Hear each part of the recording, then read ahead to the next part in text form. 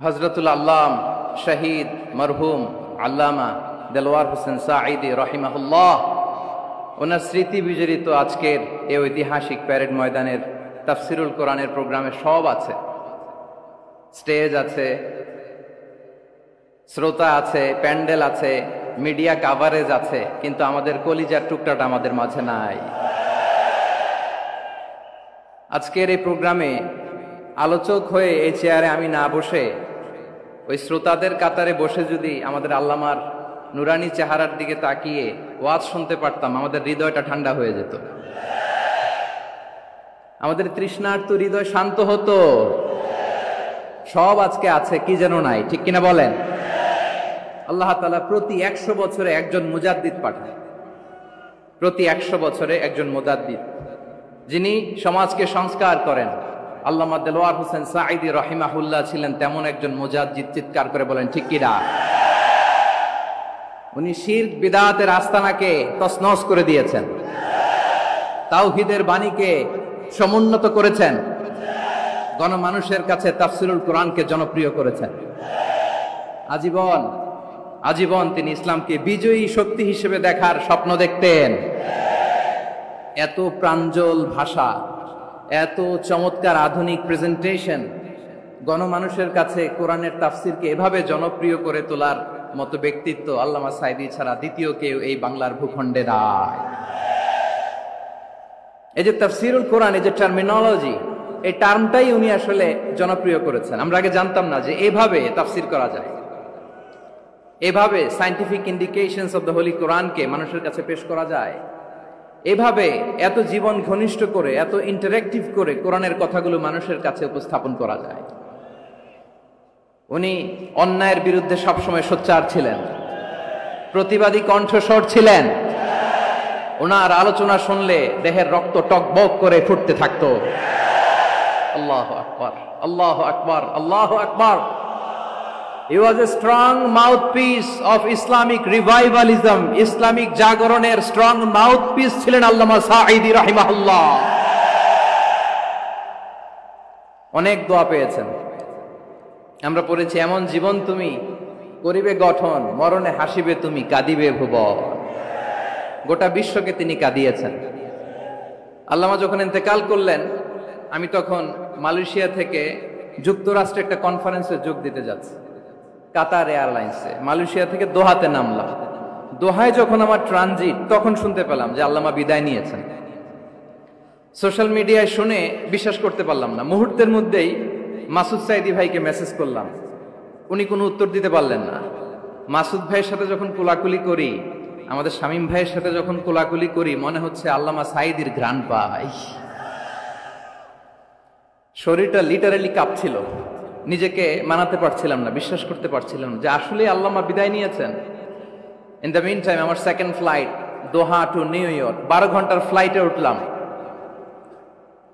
Internet থেকে বিচ্ছিন্ন হলাম। নামার পরে শুনলাম আল্লাহু আকবার, যেখানে ওনাকে কবরস্থ করার কথা ছিল সেখানেও কবর দিতে দেয়া হয় নাই। ছবিগুলো দেখতে লাগলাম, হাসিমাখা মুখ, হাসিমাখা নিথর দেহটা, মরণে হাসিবে তুমি, কাঁদিবে ভুবন। From east to west, from north to south, the entire globe, গোটা বিশ্ব ওনার জন্য কেঁদেছে, গোটা বিশ্ব কেঁদেছে। কাবার গিলাফ ধরে ধরে মানুষ চিৎকার করেছে। এর চেয়ে শ্রেষ্ঠ মৃত্যুকার হতে পারে? আমাদের আল্লামার আর কি পাওয়ার ছিল বলেন? আর কি পাওয়ার ছিল? কুল্লু নাফসিন যায়িকাতুল মাউত, যারাই দুনিয়াতে আসবে তারা ইন্তেকাল করবে, এটা আমরা মেনে নেই, এটা আমরা জানি। কিন্তু অবাক করা বিষয় হচ্ছে আমরা আজও জানি না আমাদের আল্লামার মৃত্যু কি স্বাভাবিক হয়েছে নাকি এটা পরিকল্পিত মেডিকেল কিলিং ছিল। এটা যে পরিকল্পিত মেডিকেল কিলিং ছিল, এটা ধারণা করার পেছনে অনেক কারণ আছে। তিনি আধিপত্যবাদের বিরুদ্ধে সোচ্চার ছিলেন, ফ্যাসিবাদের বিরুদ্ধে সোচ্চার ছিলেন, রাজনৈতিক প্রতিহিংসার শিকার ছিলেন। এজন্য এটা মেডিকেল কিলিং হতে পারে এ ধারণা আমরা করতেই পারি। আওয়াজ করে বলেন ঠিক কিনা? যে সময়টা আমরা কাটাচ্ছি, এত সুন্দর সময় বাংলাদেশ আর পাবে না। আমাদের জন্মের পর থেকে এরকম চমৎকার সময় আমরা পাই নাই। এটাই আসল সময়। আমরা ইন্টারিম গভর্নমেন্টের কাছে দাবি জানাই, উচ্চতর তদন্ত কমিটি করে এটা কি হত্যাকাণ্ড ছিল নাকি স্বাভাবিক মৃত্যু ছিল, এই রিপোর্ট গণমানুষের কাছে প্রচার করে জানাতে হবে। এই দাবির সাথে কি সবাই আপনারা একমত? কারা কারা একমত হাত তুলে দেখান।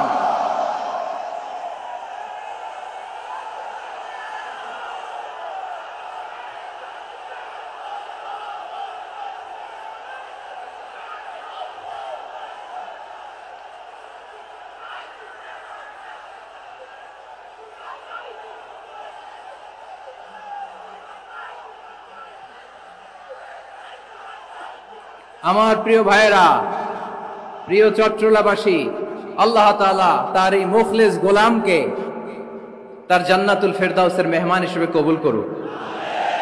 তার জীবনের সকল খেদমাগুলোকে কবুল।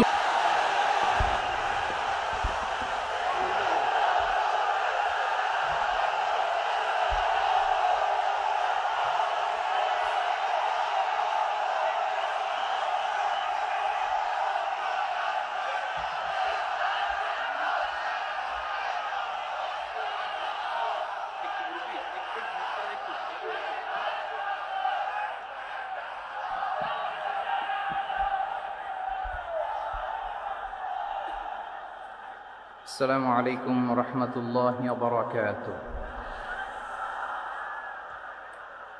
إن الحمد لله نحمده ونستعينه ونستغفره ونؤمن به ونتوكل عليه ونعوذ بالله من شرور أنفسنا ومن سيئات أعمالنا. من يهده الله فلا مضل له ومن يضلل فلا هادي له فلن تجد له وليا مرشدا. ونشهد أن لا إله إلا الله وحده لا شريك له هو الذي لا ضد له ولا ند له لا مثل له ولا مثيل له لا وزير له ولا كفيل له لا شبه له ولا شبيه له لا ولد له ولا والد له وهو الواحد الفرد الصمد لم يلد ولم يولد ولم يكن له كفوا أحد. ونشهد أن سيدنا ونبينا وحبيبنا وبشيرنا ونذيرنا وطبيبنا وطبيب قلوبنا وحبيبنا وحبيب ربنا محمدا عبد الله ورسوله أرسله بالحق بشيرا ونذيرا وداعيا إلى الله بإذنه وسراجا منيرا. أما بعد فقد قال الله تعالى في كلامه المجيد وفي فرقانه الحميد. أعوذ بالله من الشيطان الرجيم. بسم الله الرحمن الرحيم. إن الله يأمر بالعدل والإحسان وإيتاء ذي القربى وينهى عن الفحشاء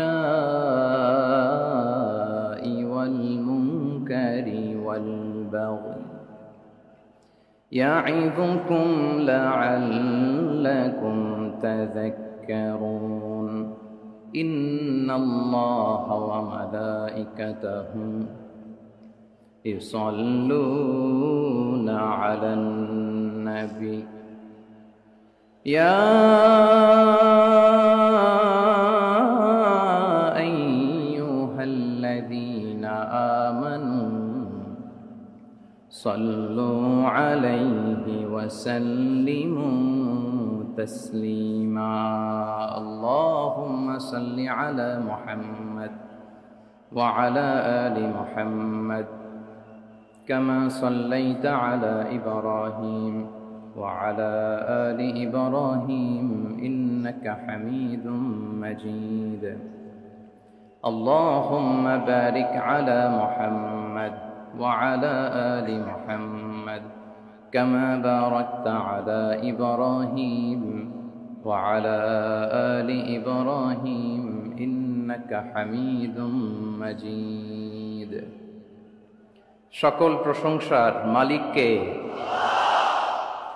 সকল ক্ষমতার উৎসকে কেউ যেটা পারে না পারে কে কেউ যেটা দেখে না দেখে কে কেউ যেটা শোনে না শোনে কে সে আল্লাহ তাআলার দরবারে আমরা শুকরগুজার হচ্ছি সবাই পড়ে নিচ্ছি কালিমাতুশ শুকর আলহামদুলিল্লাহ প্রিয় চট্টলাবাসী গলা ছেড়ে দিয়ে আওয়াজ করে একসাথে সবাই পড়ুন রব্বানা লাকাল হামদ হামদান কাসীরান طيبا مباركا فيه يا ربي لك الحمد كما ينبغي لجلال وجهك وعظيم سلطانك لك الحمد بالإيمان لك الحمد بالإسلام لك الحمد بالقرآن আল্লাহ রাব্বুল ইজ্জা ওয়াল জালালের দরবারে শুকরিয়া জ্ঞাপনের পাশাপাশি আমি আজকের এই ঐতিহাসিক চট্টগ্রামের প্যারেড ময়দানে আয়োজিত 5 দিন ব্যাপী তাফসিরুল কোরআন মাহফিলের যারা সম্মানিত আয়োজক বৃন্দ ইসলামী সমাজ কল্যাণ পরিষদ চট্টগ্রামকে অন্তরের অন্তঃস্থল থেকে ধন্যবাদ এবং মোবারকবাদ জানাতে চাই যারা দীর্ঘ কয়েক মাস ব্যাপী অনেক কষ্ট করে অনেক ডিজাইন করে অনেক প্ল্যান প্রোগ্রাম করে এরকম চমৎকার একটি কোরআনের বাগানকে সাজিয়েছে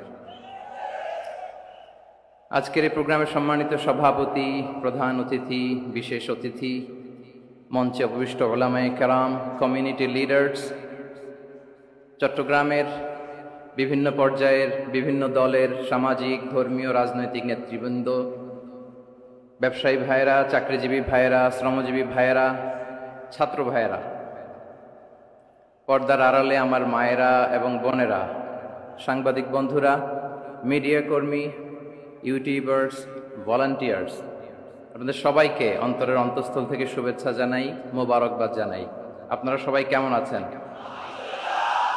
সবাই ভালো আছেন সুস্থ আছেন দোয়া করি আল্লাহ তাআলা আপনাদের সবাইকে ভালো রাখুন সুস্থ রাখুন নিরাপদে রাখুন আমরা সবাই পড়ি আমিন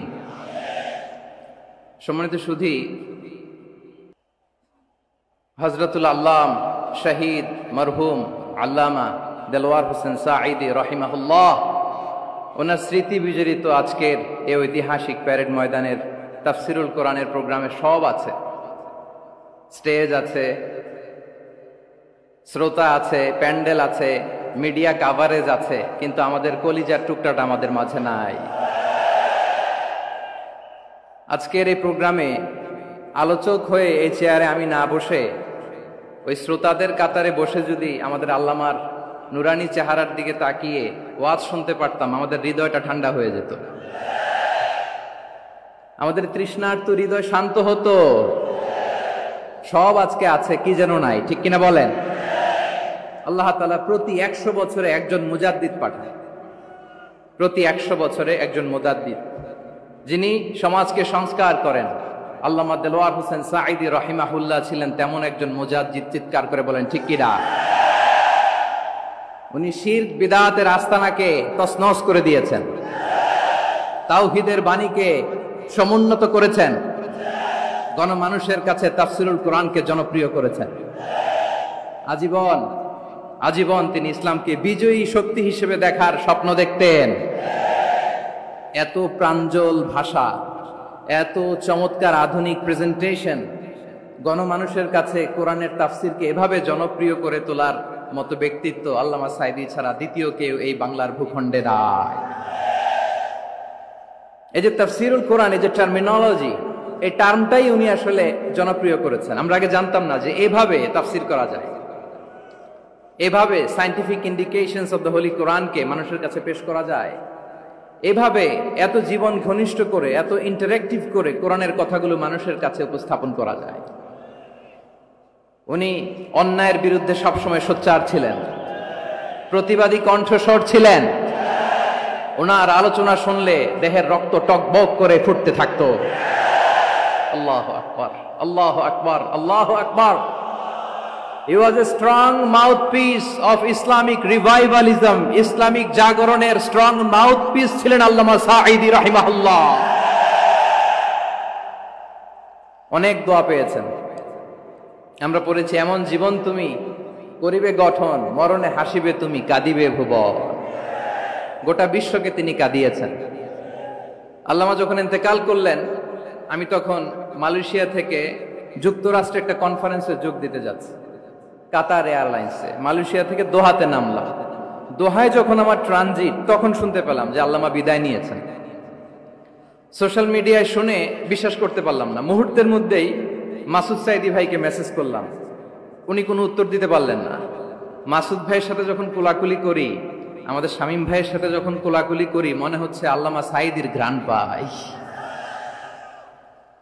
শরীরটা লিটারালি কাঁপছিল, নিজেকে মানাতে পারছিলাম না, বিশ্বাস করতে পারছিলাম না যে আসলে আল্লামা বিদায় নিয়েছেন।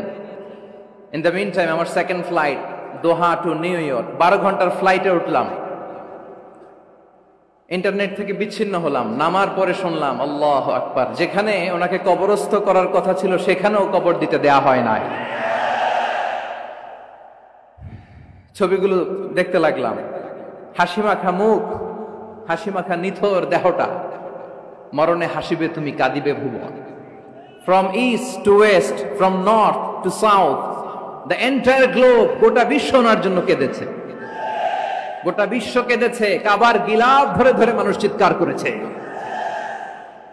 এর চেয়ে শ্রেষ্ঠ মৃত্যুকার হতে পারে?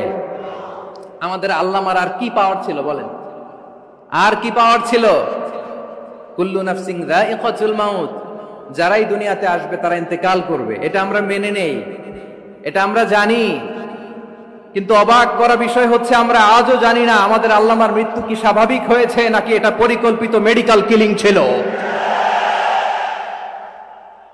এটা যে পরিকল্পিত মেডিকেল কিলিং ছিল, এটা ধারণা করার পেছনে অনেক কারণ আছে।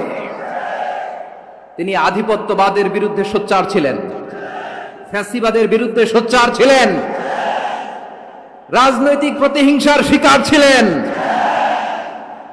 এজন্য এটা মেডিকেল কিলিং হতে পারে এ ধারণা আমরা করতেই পারি। আওয়াজ করে বলেন ঠিক কিনা? যে সময়টা আমরা কাটাচ্ছি, এত সুন্দর সময় বাংলাদেশ আর পাবে না। আমাদের জন্মের পর থেকে এরকম চমৎকার সময় আমরা পাই নাই। এটাই আসল সময়। আমরা ইন্টারিম গভর্নমেন্টের কাছে দাবি জানাই, উচ্চতর তদন্ত কমিটি করে এটা কি হত্যাকাণ্ড ছিল নাকি স্বাভাবিক মৃত্যু ছিল, এই রিপোর্ট গণমানুষের কাছে প্রচার করে জানাতে হবে। এই দাবির সাথে কি সবাই আপনারা একমত? কারা কারা একমত হাত তুলে দেখান।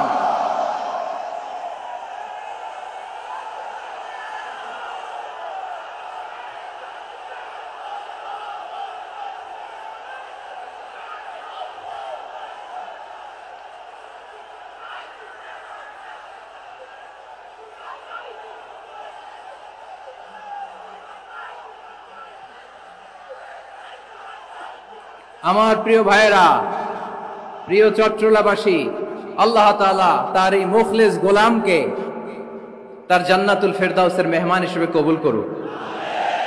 তার জীবনের সকল খেদমাগুলোকে কবুল করুক। জান্নাতুল ফেরদাউসের আলা মাকামে তাকে মেহমান হিসেবে কবুল করুক।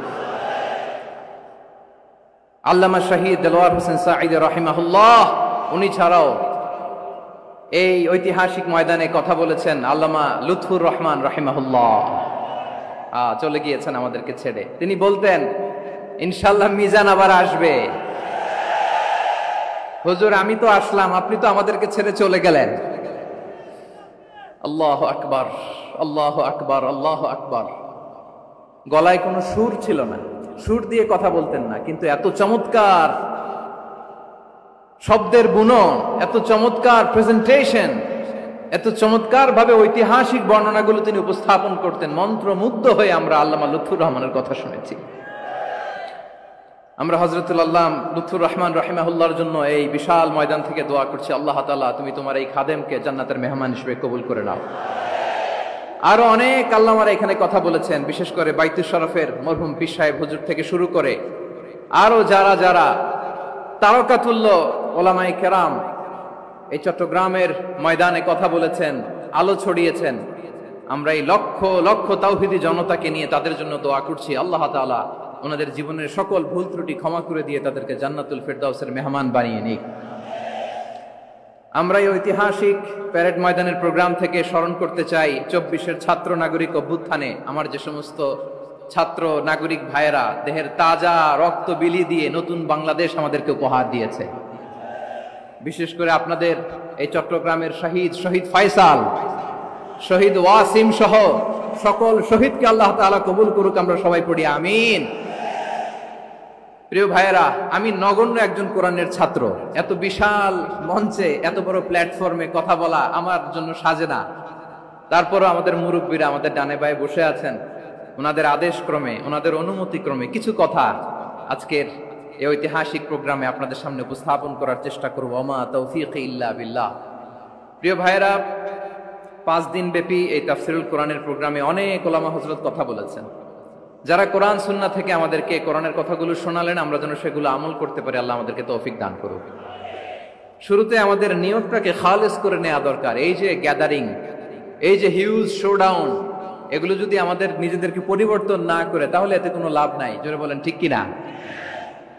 এই প্রোগ্রাম যদি আমাদের জীবনকে পরিবর্তন করে, আমাদের চিন্তার ডিএনএ কে চেঞ্জ করে দেয়, তাহলেই চট্টগ্রামের প্যারেড ময়দান সার্থক। আসুন আমরা চিন্তাকে খালেস করে নেই। আমরা সবাই নিয়ত করি যে যতটুকু কথা আমরা কোরআনের আলোকে শুনবো, আমলের নিয়তে শুনবো ইনশাআল্লাহ। বলেন সবাই।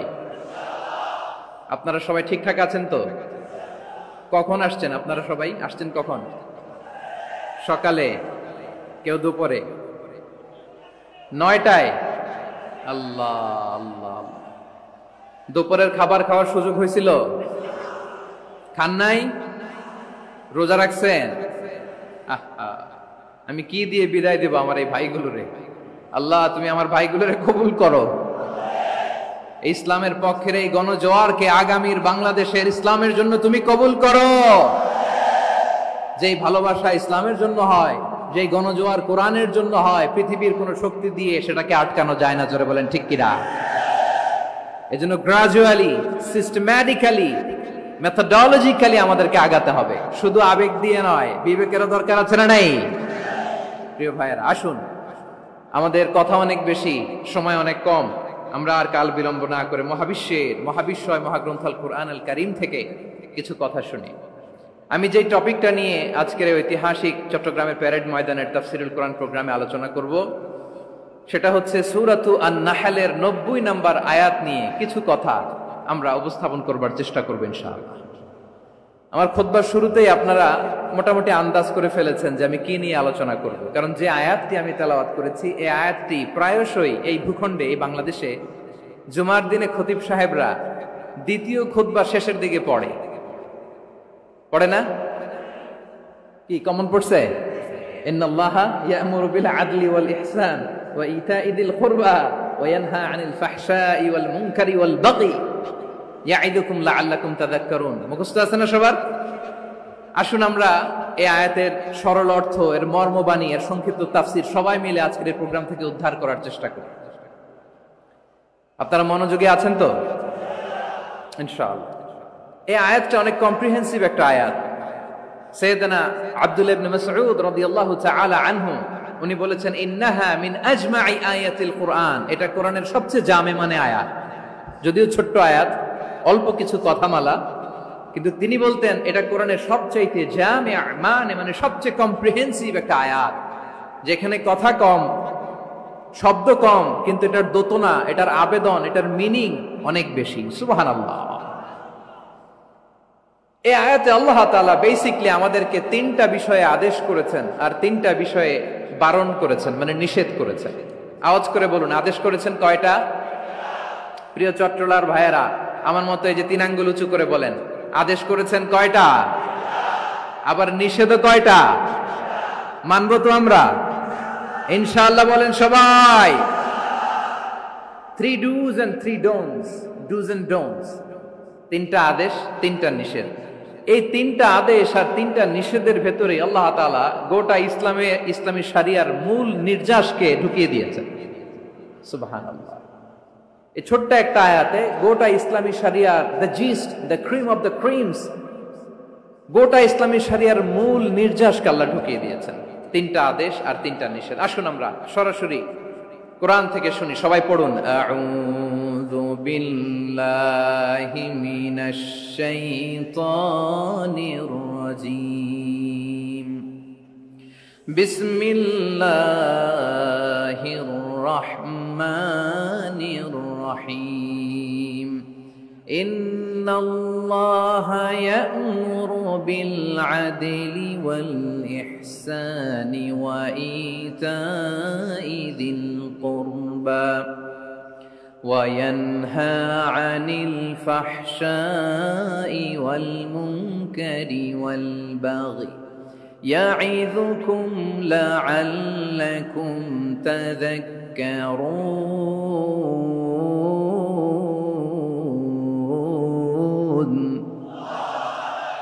আল্লাহ তাআলা ইরশাদ করছেন, ইন্নাল্লাহা ইয়া'মুরু বিল আদলি ওয়াল ইহসান, নিশ্চয় আল্লাহ তাআলা তোমাদেরকে ন্যায় বিচারের আদেশ দেন, সদাচরণের আদেশ দেন, নিকটাত্মীয়দেরকে দানের আদেশ দেন। আদেশ কয়টা? আওয়াজ করে সবাই বলুন তো কয়টা? নিশ্চয় আল্লাহ তাআলা তোমাদেরকে ন্যায় বিচারের আদেশ দেন, সদাচরণের আদেশ দেন, তিনি তোমাদের নিকটাত্মীয়দেরকে দানের আদেশ দেন, আর তিনি তোমাদেরকে অশ্লীলতা থেকে নিষেধ করেন, মন্দ কাজ থেকে নিষেধ করেন, অবাধ্যতা সীমা লঙ্ঘন থেকে নিষেধ করেন।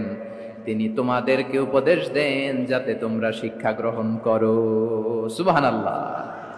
উপদেশ দিচ্ছে স্বয়ং কে? তিনটা জিনিসের আদেশ। ইয়া'মুরু বিল আদল, সুবিচার, ন্যায় বিচারের আদেশ তিনি দেন। ইহসানের আদেশ দেন, যাতে আমরা ইহসান করি, একে অপরের প্রতি সুবিচার করি, মহানুভবতা দেখাই, অনুগ্রহ দেখাই, আর নিকট আত্মীয়দেরকে যেন আমরা দান করি। এই তিনটা আদেশ তিনি দিয়েছেন। আর কোন তিনটা জিনিস থেকে তিনি বারণ করেছেন? অশ্লীলতা, ফাহশা, মুনকার, মানে সব মন্দ আর অসৎ কাজ, এগুলো থেকে তিনি আমাদেরকে বারণ করেন। ওয়াল বাগি, অবাধ্যতা, সীমা লঙ্ঘন, এই তিনটা কাজ থেকে তিনি আমাদেরকে বারণ করেন। তিনি আমাদেরকে উপদেশ দেন, স্বয়ং আল্লাহ তাআলা আমাদেরকে উপদেশ দেন যাতে করে আমরা শিক্ষা গ্রহণ করি। সুবহানাল্লাহ পড়ে। তাহলে আসুন আমরা ধরে ধরে একটা একটা করে সামনের দিকে আগাই। আল্লাহ তাআলা প্রথমে আমাদেরকে আদেশ দিয়েছেন আদালের। ইন্নাল্লাহা ইয়া'মুরু বিল আদল। আওয়াজ করে বলুন আল আদল। সবাই পড়ুন আল আদল। আমরা উর্দু জানি, হিন্দি জানি, অনেকে ইংরেজিও জানি, কিন্তু আরবি শব্দগুলো আমাদের মুখ দিয়ে বেরোতে চায় না। আওয়াজ করে বলুন আল আদল। মাশাআল্লাহ। ইন্নাল্লাহা ইয়া'মুরু বিল আদল। আল্লাহ তাআলা আমাদেরকে আদলের আদেশ দেন। আদল অনেকে না বুঝলেও আদালত শব্দটা বুঝবেন। আদালত, আদালত, আদালত বুঝেন না? যেখানে বিচার কার্যের ফয়সালা করা হয়, কোর্ট কাচারি আদালত, এটা তো ভেরি কমন। এটা শুনছেন না সবাই? আদালত, যেখানে ন্যায় বিচার হবে, সুশাসন হবে। কিন্তু ভাগ্যের কি নির্মম পরিহাস, ওখান থেকে মিথ্যা সাক্ষী দিয়ে মনমতো রায় দিয়ে দেয়া হয়। এগুলোর পরিবর্তন হওয়ার দরকার আছে না নাই? প্রিয় ভাইয়েরা, আদালত, আল আদল, ইংরেজিতে বলে জাস্টিস, ন্যায় বিচার, সুবিচার, সুশাসন, জাস্টিস, আল আদল, সব জায়গায় এই জাস্টিস থাকা দরকার। Justice should be prevailed in the society. The mission of all prophet was to uphold the justice. সব নবীর মিশন ছিল এই জাস্টিসকে, আদালকে, সুশাসন আর সুবিচারকে নিশ্চিত করা। পড়েন সুবহানাল্লাহ। And the core message of every divine scripture was to uphold justice. পৃথিবীর সব আসমানি কিতাবের মূল শিক্ষা ছিল এই জাস্টিসকে সমাজে এনশিওর করা, সুবিচার সুশাসনকে এনশিওর করা। তাহলে প্রিয় ভাইরা, আমরা বুঝতে পারলাম আল আদ শব্দের মানে হচ্ছে ইনসাফ বা সুবিচার বা ন্যায় বিচার। এটা হচ্ছে একটা general meaning, very general meaning. আপনি যদি ইন ডেপথ বুঝতে চান, আরো ভেতরে যান, তাহলে আদল মানে হচ্ছে সমন্বয়, আদল মানে হচ্ছে ভারসাম্য, ব্যালেন্স। আদল মানে হচ্ছে মধ্যম পন্থা। সুবহানাল্লাহ পড়েন। কারণ সব সময় সমান সমান হইলেই সুবিচার হয় না। কথা কি বুঝতেছেন? ইসলামের দ্য কনসেপ্ট অফ আদল, এটা এমন আদল, এটা সব সময় সমান সমান নয়। যখন সমান সমান দেয়া দরকার, ইসলাম সমান সমান দেয়। যখন ব্যালেন্স করা দরকার, চেক এন্ড ব্যালেন্স, সমন্বয়, ভারসাম্য করা দরকার, তখন ইসলাম ভারসাম্য করে দেয়। এটার নাম আদল। সুবহানাল্লাহ। সহজ করে আপনাদেরকে বুঝাই, যেমন ধরুন একটা পরিবারের 3 জন সদস্য, স্বামী, স্ত্রী আর সন্তান। তাদের সকালবেলার ব্রেকফাস্টে স্বামীর, সকালের নাস্তায় স্বামীর 3টা রুটি লাগে, স্ত্রীর 2টা লাগে, আর সন্তানের 1টা রুটি লাগে। এখন আমি যদি সমান সমান করে আদল করতে চাই, সবাইকে যদি 3টা করে রুটি দেই, তাহলে স্বামী বেচারার জন্য ঠিক আছে, কি বলেন? কথা কি বুঝতেছেন না কষ্ট হয়ে যাচ্ছে? যদি সমান সমানের নিয়মে আগাই, তাহলে 3টা করে যদি রুটি দেই, স্বামীর জন্য ওকে, কিন্তু স্ত্রীর জন্য 1টা বেশি হয়ে যায়। আর সন্তানের জন্য কয়টা বেশি হয়? আচ্ছা, এই তো বুঝতেছেন, মাশাআল্লাহ। আচ্ছা, 2টা করে যদি সবাই দেয় সমান সমান নীতিতে, তাহলে স্ত্রীর জন্য, স্ত্রী বেচারির জন্য ঠিক আছে, কিন্তু স্বামীর কয়টা কম পড়ে? আর সন্তানের বেশি হয়ে যায় কয়টা? আচ্ছা, সমান সমান নীতিতে সবাইকে যদি সকালের নাস্তার জন্য 1টা করে রুটি দেই, সন্তানের জন্য ঠিক আছে, কিন্তু স্ত্রী বেচারির কম পড়ে কয়টা? স্বামীর কম পড়ে কয়টা? 2টা। কথা কি বুঝতেছেন? আর আমি যদি স্বামীকে দেই 3টা, স্ত্রীকে দেই 2টা, আর সন্তানকে দেই 1টা, তাহলে কারো অপচয় হবে না। যার যতটুকু দরকার ঠিক ততটুকুই কাজে লাগবে। চিল্লায় বলেন ঠিক কিনা? এটাই হচ্ছে ইসলামের আদল, যেখানে যার যতটুকু দরকার তাকে সেখানে ঠিক ততটুকু দিয়ে দেওয়ার নামই হচ্ছে আদল। চিল্লায় পড়েন আল্লাহু আকবার। রব্বুল আলামিন বলেন, ইউসিকুমুল্লাহু ফি আওলাদিকুম লিযযাকারি মিসলু হাযযিল উনসায়াইন। আল্লাহ তোমাদেরকে ওসিয়ত করেন, তোমাদেরকে আদেশ দেন, উত্তরাধিকার সম্পদ যখন বন্টন হবে, ছেলেরা যতটুকু পাবে, মেয়ে পাবে তার অর্ধেক। সুবহানাল্লাহ বলেন। দেখেন, ছেলে যতদূর, মেয়ে অর্ধেক, ছেলে ডবল পাবে। আপাত দৃষ্টিতে মনে হয় এখানে অবিচার হয়েছে, কিন্তু আসলে কি অবিচার হয়েছে? আপনি বিয়ের ক্ষেত্রে যান, ওইখানে আবার ছেলে মোহরানা দেয়, মেয়ে সেখানে মোহরানা পায়। তাহলে চেক এন্ড ব্যালেন্স, ভারসাম্য, ব্যালেন্স, মধ্যম পন্থা এখানে আছে না নাই? এটাই হচ্ছে ইসলামের আদল। আল্লাহ তাআলা এই আদলের আদেশ দিয়েছেন, সুবিচার, ন্যায় বিচার, সুশাসন এবং ভারসাম্যের আদেশ দিয়েছেন। প্রিয় ভাইয়েরা, একটি শান্তিময় সমাজ, একটা সমৃদ্ধ সমাজ, একটা মানবিক সমাজ যদি আমরা পেতে চাই, এই আয়াতের মধ্যে যতগুলো পয়েন্ট আছে সবগুলোর বাস্তবায়ন লাগবে। কথা বুঝতে পেরেছেন? বলেন, আওয়াজ করে বলেন, আমরা একটা শান্তির সমাজ চাই কি চাই না? আমরা একটা সমৃদ্ধ বাংলাদেশ চাই কি চাই না? আমরা একটা মানবিক বাংলাদেশ চাই কি চাই না? এই আয়াতে আল্লাহ তাআলা একটা মানবিক সমাজের রূপরেখা টেনেছেন। তার প্রথম কথা হচ্ছে, ইন্নাল্লাহা ইয়ামুরু বিল আদল। আল্লাহ তাআলা তোমাদেরকে আদলের নির্দেশনা দেয়, সুবিচার, সুশাসনের নির্দেশনা দেয়। যে সমাজে আদল থাকে না, সেই সমাজে জুলুম মানুষের ঘাড়ে চেপে বসে। আদলের বিপরীত হচ্ছে জুলুম। আদলের বিপরীত কি? জুলুম বা জাওর, অত্যাচার, অবিচার, বৈষম্য। এই যে বৈষম্য বিরোধী ছাত্র আন্দোলন কেমন পড়ছে? এই যে একজন সমন্বয়ক তো দেখা করলো আমার সাথে। জুলুম মানে হচ্ছে বৈষম্য। বৈষম্যের স্থান ইসলামে নাই, অবিচারের স্থান ইসলামে নাই, জুলুমের স্থান ইসলামে নাই। আল্লাহ তাআলা বলেন যে আমি জুলুমকে নিজের জন্য হারাম করেছি এবং তোমাদের জন্য হারাম করেছি। বিশ্বনবী ফরমান, আল্লাহ তাআলা বলেন হাদিসে কুদসিতে, ইয়া ইবাদি ইন্নী হারামতুয যুলমা আলা নাফসি ওয়া জাআলতুহু বাইনাকুম মুহাররামান ফালা তাযালামু। আমার গোলামেরা শোনো, নিশ্চয় আমি আল্লাহ তাআলা জুলুমকে আমি আমার উপরে হারাম করেছি, অনুরূপভাবে জুলুম করাকে তোমাদের উপরেও হারাম করেছি। ফলে ফালা তাযালামু, তোমরা একে অপরের সাথে জুলুম করো না। নির্দেশনাটা কার? খবরদার, জুলুমের সাথে আমাদের কোনো সম্পর্ক নাই। আল্লাহ তাআলা আদলের আদেশ দিয়েছেন, আদালতের আদেশ দিয়েছেন, সুশাসনের ন্যায় বিচারের আদেশ দিয়েছেন। ইন্নাল্লাহা ইয়ামুরু বিল আদল, আমাদেরকে আদল প্রতিষ্ঠা করতে হবে। জুলুমের সাথে ইসলামের কোনো সম্পর্ক নাই। আল্লাহ তাআলা জালিমদের জন্য কঠিন শাস্তি প্রস্তুত করে রেখেছেন। যারা এই আদলকে ভুলুণ্ঠিত করে জুলুমের রাস্তায় হাঁটতে চায়, তাদের প্রাপ্য কিয়ামতের ময়দানে বুঝিয়ে দিবে কে? আল্লাহ তাআলা তাদের প্রাপ্যকে বুঝিয়ে দিবেন। এজন্য বিশ্বনবী বলে, খবরদার, তোমরা ইনসাফ করবে, আদল করবে, জুলুম করবে না। আয-যুলমু যুলুমাতুন ইয়াউমাল কিয়ামা, জুলুম কিয়ামতের দিন অন্ধকার হয়ে জালিমের ঘাড়ে চেপে বসবে। আবার বিশ্বনবী বলতেন, ইত্তাকি দাওয়াতাল মাজলুম, খবরদার, তোমরা মজলুমের কান্নাকে ভয় করো। ফাইন্নাহু লাইসা বাইনাহু ওয়া বাইনাল্লাহি হিজাব, কেননা মজলুমের কান্নার মাঝে আর আল্লাহর আরশের মাঝে কোনো পর্দা থাকে না। বিশ্বাস হয়? এই কথা বিশ্বাস হয়? এর জলজন্ত প্রমাণ তো আমরা নিজেরাই দেখলাম। হ্যাঁ, মজলুমের কান্না ফুলে ফেপে মহিরুহ হয়ে পাহাড়ের মতো হয়ে বিস্ফোরিত হয়ে জালিমের মসনদকে ছারখার করে দিয়েছে। এর প্রমাণ তো আমরা নিজেরাই তো দেখলাম। জালিমের পরিণতি কি হয় আমরা জীবদ্দশাই তো দেখলাম। এমনও কোন জুলুম নাই যে হয় নাই, ঠিক কিনা বলেন? আহারে জুলুম,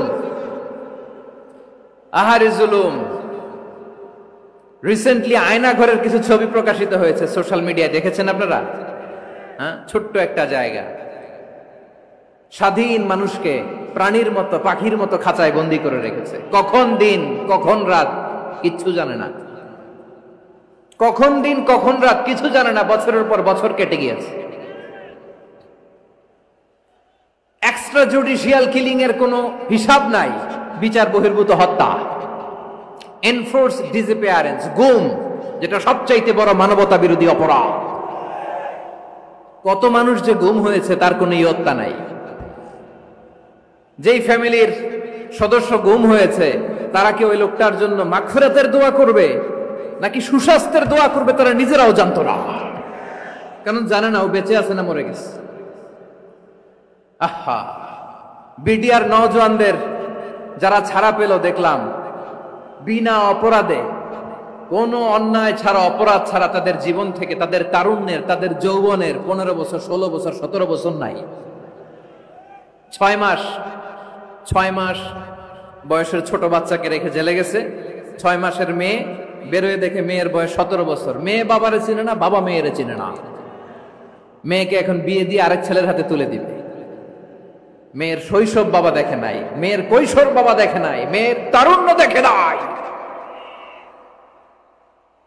আরেক যুবককে দেখলাম 14 দিনের সংসার, 2 সপ্তাহের সংসার শেষে জেলে গেছে।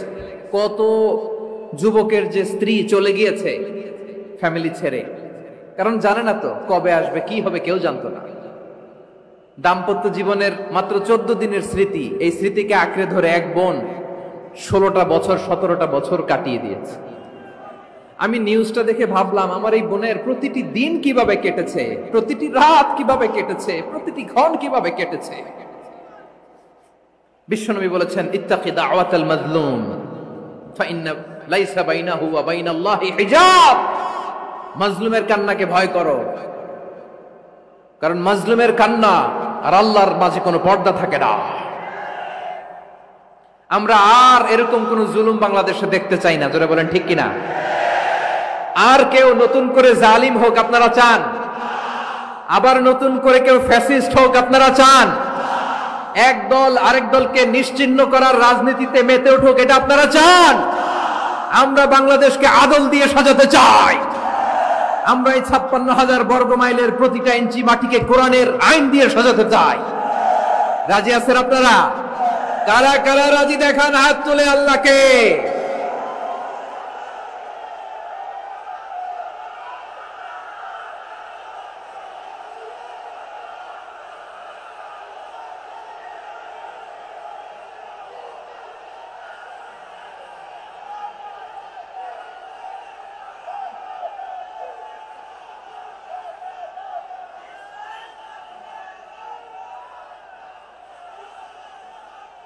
বসুন আমার প্রিয় বীর চট্টলার তৌহিদি মুসলমান, আমরা আর নতুন করে কেউ জালিম হোক এটা চাই না, নতুন করে আবার কেউ ফ্যাসিস্ট হোক আমরা চাই না, এক দল আরেক দলকে নিশ্চিহ্ন করার রাজনীতি করুক আমরা চাই না। আমরা সুশাসনের বাংলাদেশ চাই,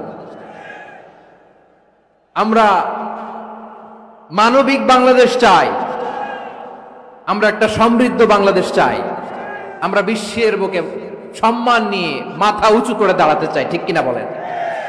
আল্লাহ বললেন এটা যদি তোমরা চাও, একটা সমৃদ্ধ সমাজ যদি বিনির্মাণ করতে চাও, মানবিক সমাজ যদি বিনির্মাণ করতে চাও, আমি তোমাদেরকে সেজন্য প্রথমে আদালতের নির্দেশ দিলাম। ইন্নাল্লাহা ইয়া'মুরু বিল আদল, নিশ্চয় আল্লাহ তাআলা তোমাদেরকে ন্যায় বিচার সুশাসন এটার আদেশ দেন। সুবহানাল্লাহ। আদাল ন্যায় বিচারের আদেশ আল্লাহ তাআলা কোরআনের বিভিন্ন আয়াতে দিয়েছেন। আল্লাহ তাআলা বলছেন ইন্নাল্লাহা ইয়া'মুরুকুম আন তুআদ্দুল আমানাতি ইলা আহলিহা ওয়া ইযা হাকামতুম বাইনান নাসি আন তাহকুমু বিল আদল ইন্নাল্লাহা নি'ম্মা ইয়া'iযুকুম বিহি ইন্নাল্লাহা কানা সামিআন বাসীরা। আল্লাহ তাআলা বললেন, আল্লাহ আদেশ দিচ্ছেন যে ব্যক্তি আমানতের হকদার তার হাতে তোমরা আমানত পৌঁছে দাও, আর যখন তোমরা বিচার কার্য করবে, বিচার ফয়সালা করবে, আদালতের সাথে করো। সুবহানাল্লাহ বলেন। ওয়াইদা হাকামতুম বাইনান নাসি আন তাহকুমু বিল আদল, আদালতের সাথে করবা। আল্লাহ তাআলা বলেন যারা জাজ হবে, বিচারক হবে, তাদের যদি বাদী বিবাদীর কারো সাথে শত্রুতা থাকে, কারো সাথে যদি কোনো ধরনের রেষারেষি থাকে, আল্লাহ বলেন বিচার কার্য করতে যে ওই শত্রুতা রেষারেষির কারণে আদালতের বাইরে যে অবিচার করে বিচার করো না। ওয়ালা ইয়াজরিমান্নাকুম শানাআনু কওমিন আলা আল্লা তা'দিলু ই'দিলু হুয়া আকরাবু লিত্তাকওয়া ওয়াত্তাকুল্লাহা ইন্নাল্লাহা খাবীরুম বিমা তা'মালুন। খবরদার কোন জাতির প্রতি, কোন গোষ্ঠীর প্রতি, কোন গোত্রের প্রতি আক্রোশ যেন তোমাদেরকে ন্যায় বিচার থেকে দূরে সরিয়ে না দেয়, বরং আমি আল্লাহর আদেশ হলো ই'দিলু, তোমরা আদল করো, ন্যায় বিচার করো, সুবিচার করো, সুশাসন প্রতিষ্ঠা করো। হুয়া আকরাবু লিত্তাকওয়া, এটাই তাকওয়ার সবচেয়ে কাছাকাছি। সুবহানাল্লাহ বলেন। কোরআনের বিভিন্ন আয়াতে আল্লাহ তাআলা স্পেসিফিকলি ধরে ধরে বিচার করার সময় আমরা যেন আদল করি সেটা বলেছেন। কোরআনের কোন কোন জায়গায় আল্লাহ তাআলা এই আল আদল শব্দটা ব্যবহার করেছেন। আবার একই জিনিস ইনসাফ, সুবিচার, সুশাসন, ন্যায় বিচার, ন্যায় পরায়ণতা বুঝাতে আল্লাহ তাআলা কখনো কখনো আল কিসত শব্দটা ব্যবহার করেছেন। আওয়াজ করে সবাই বলুন আল কিসত। প্রিয় ভাইরা সবাই আওয়াজ করে আমার সাথে সাথে বলুন আল কিসত। আল্লাহ তাআলা বলেন ওয়া ইন হাকামতা ফাহকুম বাইনাহুম বিল কিসতি ইন্নাল্লাহা ইউহিব্বুল মুকসিতিন। যখন তুমি বিচার করবে, বিশ্বনবীকে উদ্দেশ্য করে অ্যাড্রেস করে বললেন, নবী হে, ইহুদিরা কোনো বিষয়ে মীমাংসার জন্য যদি আপনার দরবারে আসে, যদি বিচার করতে হয়, খবরদার অবিচার করবেন না। ফয়সালা যেটা করবেন কিসতের সাথে করবেন, ন্যায় পরায়ণতার সাথে করবেন, কারণ ইন্নাল্লাহা ইউহিব্বুল মুকসিতিন, নিশ্চয় আল্লাহ রাব্বুল ইজ্জাত ন্যায় পরায়ণশীলদেরকে বড্ড ভালোবাসেন। সুবহানাল্লাহ বলেন। ন্যায় পরায়ণ লোকদেরকে আল্লাহ তাআলা বড্ড ভালোবাসেন। অন্য আয়াতে আল্লাহ তাআলা বলছেন وَنَضَعُ الْمَوَازِينَ الْقِسْطَ لِيَوْمِ الْقِيَامَةِ فَلَا تُظْلَمُ نَفْسٌ شَيْئًا। আমি কিয়ামতের দিন ন্যায়পরায়ণতার মানদণ্ড স্থাপন করব, যেটাকে আমরা মিজানের পাল্লা বলি। আল্লাহ বলেন ন্যায় বিচারের মানদণ্ড কিয়ামতের ময়দানে আমি আল্লাহ স্থাপন করব। সেদিন কারো প্রতি বিন্দু পরিমাণ, এক চুল পরিমাণ অবিচার করা হবে না, কোনো অবিচার করা হবে না। সেদিন সুশাসন হবে, সুবিচার হবে, ন্যায় পরায়ণতার সাথে বিচার হবে। আওয়াজ করে পড়েন আল্লাহু আকবার। তাহলে প্রিয় ভাইরা, যে তিনটি বিষয়ে আল্লাহ তাআলা আমাদেরকে আদেশ দিয়েছেন, তার প্রথমটা হচ্ছে আদালত, ইনসাফ, সুবিচার, ন্যায় বিচার। এটা আমরা চাই কি চাই না? বিশ্বনবী ন্যায় বিচার, ন্যায় পরায়ণতা, সুশাসন প্রতিষ্ঠিত করেন কি করেন নাই? আপনারা বিশ্বনবীর সিরাত যারা পড়েছেন, আপনি দেখবেন বিশ্বনবীর সিরাতের পরতে পরতে, বাঁকে বাঁকে, সিরাতের বাঁকে বাঁকে এই আদালতের নমুনা মেলে। সুবহানাল্লাহ বলেন। ছোট্ট একটা নমুনা রাসূল সাল্লাল্লাহু আলাইহি ওয়াসাল্লামের আসিরা আল আতরা থেকে ছোট্ট একটা নমুনা আপনাদের খেদমতে এখানে উপস্থাপন করি। বিশ্বনবী সাল্লাল্লাহু আলাইহি ওয়াসাল্লাম মক্কা বিজয় করলেন ৮ম হিজরিতে।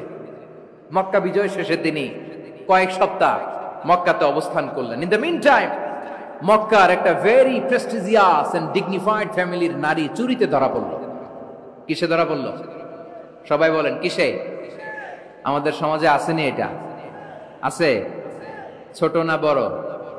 হ্যাঁ, হিসাব করে শেষ করা যায় না। ৩.৫ লাখ কোটি টাকা নাই উন্নয়ন প্রকল্পের নামে। উন্নয়ন প্রকল্পের নামে ৩.৫ লাখ কোটি টাকা নাই। ৩.৫ লাখ কোটি টাকা লিখতে পারবেন আপনি? একটা লিখতে পারবেন? বুঝতেছেন কত বড় সংখ্যা? হ্যাঁ, বনু মাখজুমিয়া গোত্রের এক নারী মক্কায় চুরিতে ধরা পড়ল।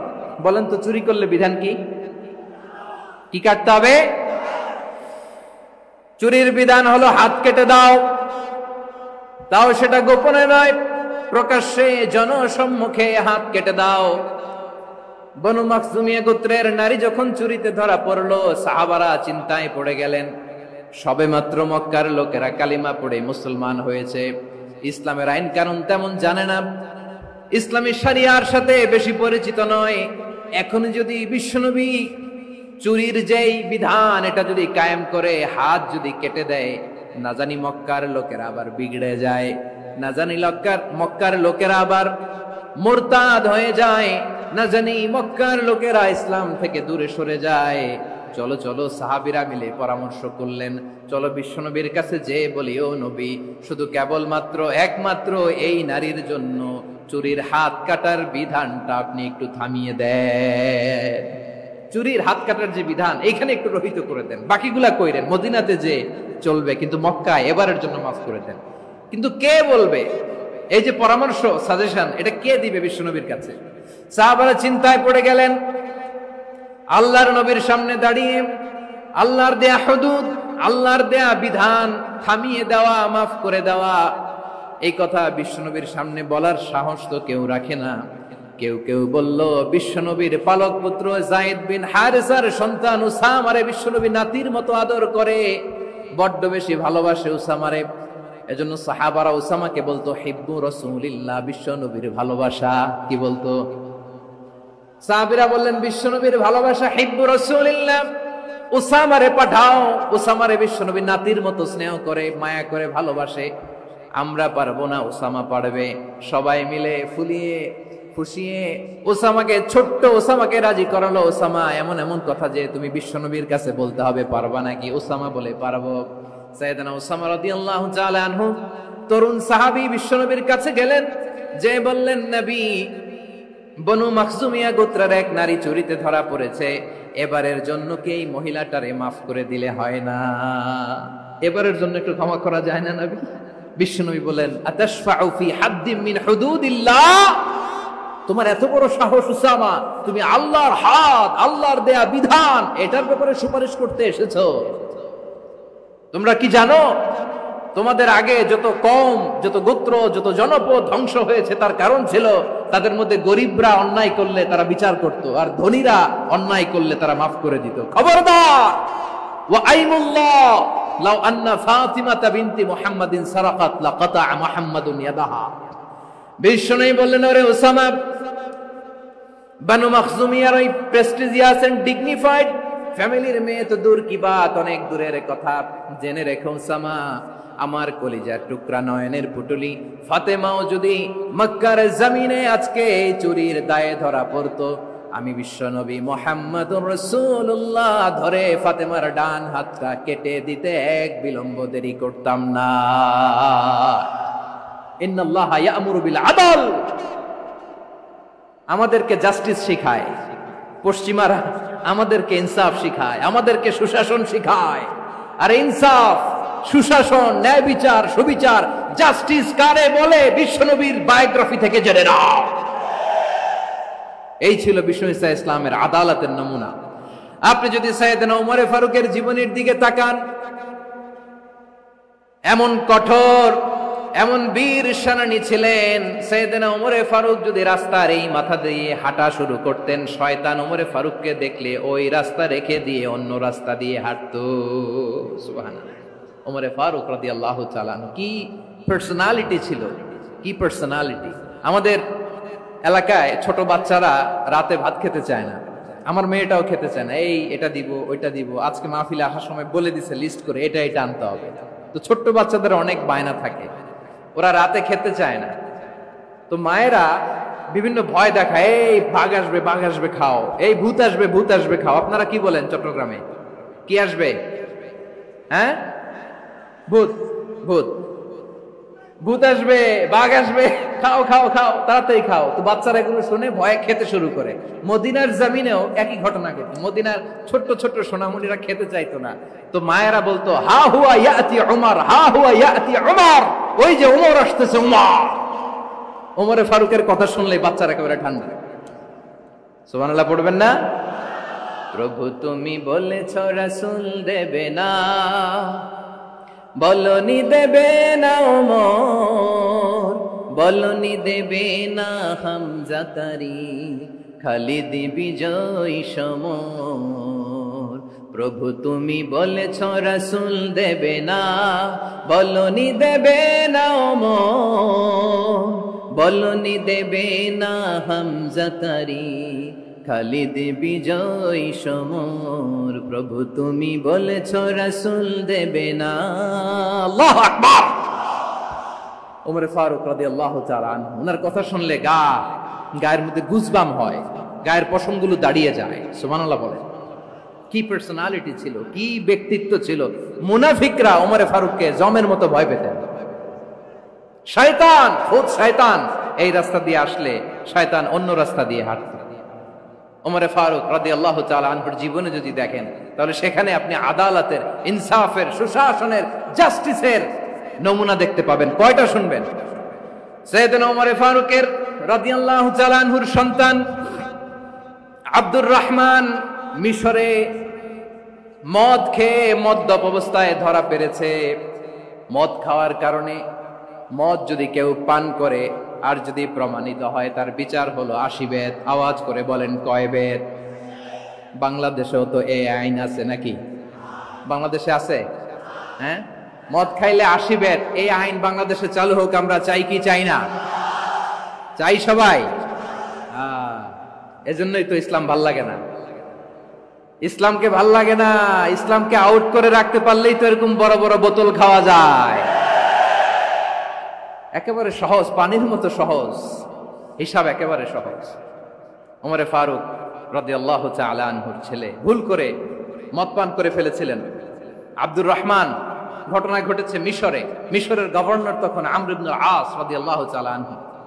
আব্দুর রহমানের ভাই যে গভর্নরকে বলল, গভর্নর যদি একটু দয়া করেন, খলিফার ছেলে আমার ভাই আব্দুর রহমান মদ্যপ অবস্থায় ধরা পড়েছে, জনসম্মুখে যদি আপনি বেত্রাঘাত করেন আমাদের প্রেস্টিজ থাকে না, যদি 80 বেত আপনি মারেন আমার কোনো কথা নাই, কিন্তু ঘরের ভেতরে মারেন। আব্দুর রহমানের ভাইয়ের সুপারিশ শুনে সাইয়েদনা আমর ইবনুল আস রাদিয়াল্লাহু তাআলা আনহু রাজি হয়ে গেলেন। ঘরের ভেতরে লোকচক্ষুর আড়ালে 80 বেত তিনি মানলেন। কিন্তু ঘটনাক্রমে এই কথা লুকিয়ে লুকিয়ে ঘরের ভেতরে আসিবেত মারার কথা সাইয়েদনা ওমর ফারুক মদিনা থেকে জানতে পারলেন। মদিনা থেকে তিনি ফরমান জারি করলেন, এই বিচার যেমনটি আমর ইবনুল আস আদায় করেছে, এটা প্রকৃতপক্ষে আদায় হয় নাই। আসো সবাই মদিনায় আসো, আমর ইবনুল আস মদিনায় আসো, আব্দুর রহমানও আসো, সবাই আসো, জনসম্মুখে এই বিচার কার্যকর করতে হবে। সাইয়েদনা ওমর ফারুক মসজিদে নববীর পিলারের মধ্যে নিজের ছেলেকে বাঁধলেন, আবার জনসম্মুখে 80টা বেত তার গায়ের মধ্যে মারলেন। মাজমুয়ে ফাতাওয়া ইবনে তাইমিয়া রাহিমাহুল্লাহ উনি এটা নকল করেছেন। এটা সবচেয়ে বিশুদ্ধ মত, আর অনেক মত আছে। মারা গেছে কবরের উপর, ওগুলো বাদই দিলাম। কেমন খলিফা ছিলেন, কেমন খলিফা! পশ্চিমারা তোমরা জাস্টিস আমাদেরকে শেখাও, ইনসাফ কারে বলে সুশাসন আমাদেরকে তোমরা শেখাও। ওমর ফারুক রাদিয়াল্লাহু তাআলা ওই বিচারকে তিনি ধর্তব্য মনে করেন নাই। মদিনাতে এনে আবার জনসম্মুখে আবার 80 বেত মেরেছেন। মিশরে ওমর ফারুক রাদিয়াল্লাহু তাআলা আমর ইবনুল আসকে গভর্নর করে পাঠালেন। সেখানে আমর ইবনুল আসের ছেলে একটা প্রতিযোগিতায় রানার আপ হয়েছে। এক মিশরি সেখানে চ্যাম্পিয়ন হয়েছে। রানার আপ বুঝতে পেরেছেন তো? রানার আপ সেকেন্ড হয়েছে, এক মিশরি হয়েছে চ্যাম্পিয়ন প্রথম। কিন্তু গভর্নরের ছেলে ও জিততে পারে নাই। ও রাগে ওই মিশরির গায়ের মধ্যে কয়েকটা লাঠি দিয়ে বাড়ি মেরেছে। মিশরি যে মদিনাতে ওমরে ফারুকের কাছে বিচার দিলেন, আপনার গভর্নরের ছেলে অন্যায়ভাবে আমার গায়ে হাত তুলেছে। সাইয়েদনা ওমরে ফারুক আবার ফরমান জারি করলেন, আসো মদিনাতে আসো। মিশরীকে ডাকলেন। ওই মিশরের গভর্নর আমর ইবনুল আস রাদিয়াল্লাহু তাআলা আনহুকে ডাকলেন, তার ছেলেকেও ডাকলেন। সবাই বসে রইল। আমর ইবনুল আস রাদিয়াল্লাহু তাআলা আনহু মাথা নিচু করে বসে আছেন, লজ্জায় কাচুমাচু। হায় হায়, আজকে আমার ছেলের কারণে আমিরুল মুমিনিন খলিফাতুল মুসলিমিন ওমর ফারুকের কাছে আমি জনসম্মুখে লজ্জিত হচ্ছি। সাইয়েদনা ওমর ফারুক বললেন, এই নাও লাঠি। গভর্নরের ছেলে তোমার মাথার মধ্যে যতগুলো বাড়ি মেরেছে, আজকে জনসম্মুখে তুমি অতগুলা বাড়ি মারো। মিশরি বলে, থাক, আপনি যে ডেকে আনছেন সবার সামনে এটা বলছেন, এতেই আমি খুশি। আল্লাহু আকবার! আপনার মহানুভবতা দেখে আমি খুশি, আর অপমানের দরকার নাই। ওমরে ফারুক বলে, না, খবরদার, এই কথা মিশরি তুমি বলো না, মারো, যতগুলা বাড়ি মেরেছে মারো। বাধ্য হয়ে মিশরি আমর ইবনুল আসের সামনে ওনার কলিজার টুকরা সন্তানের মাথার মধ্যে বাড়ি মারতে আরম্ভ করলেন। ঠিক যতগুলা বাড়ি গভর্নরের ছেলে আমর ইবনুল আসের ছেলে মিশরির গায়ে মেরেছিল, মাথায় মেরেছিল, মিশরি গুনে গুনে ততটা মারলেন। এই দৃশ্য দেখে ওমরে ফারুক রেগে মেগে আগুন, রাগের চোটে রাগ সামলাতে না পেরে, আর নিজেকে সামলাতে না পেরে মিশরিরে বললেন, ছেলেরে মারা শেষ হয়ে গেলে এবার বাবার টাক মাথার মধ্যে কয়েকটা বাড়ি মার। রাগের চোটে, আউট অফ অ্যাঙ্গার, রাগের চোটে, যে আমার পাঠানো গভর্নর আমর ইবনুল আস তার ছেলেকে কেন আদব তারবিয়া কেন শিক্ষা দিতে পারে না। ছেলেরে মারা হইলে এবার আমর ইবনুল আসের মাথার মধ্যে 2টা মারো। এটা রাগে বলেছে, এটা শাস্তি হিসেবে না। সুবহানাল্লাহ পড়ে। তোমরা আমাদেরকে সুশাসন শিখাও, আমাদেরকে সুশাসন শিখাও। বিশ্বনবী বলেন, আদাল এটা যেন তেন বিষয় না, এটা দিয়েই মানবিক সমাজ গড়তে হবে।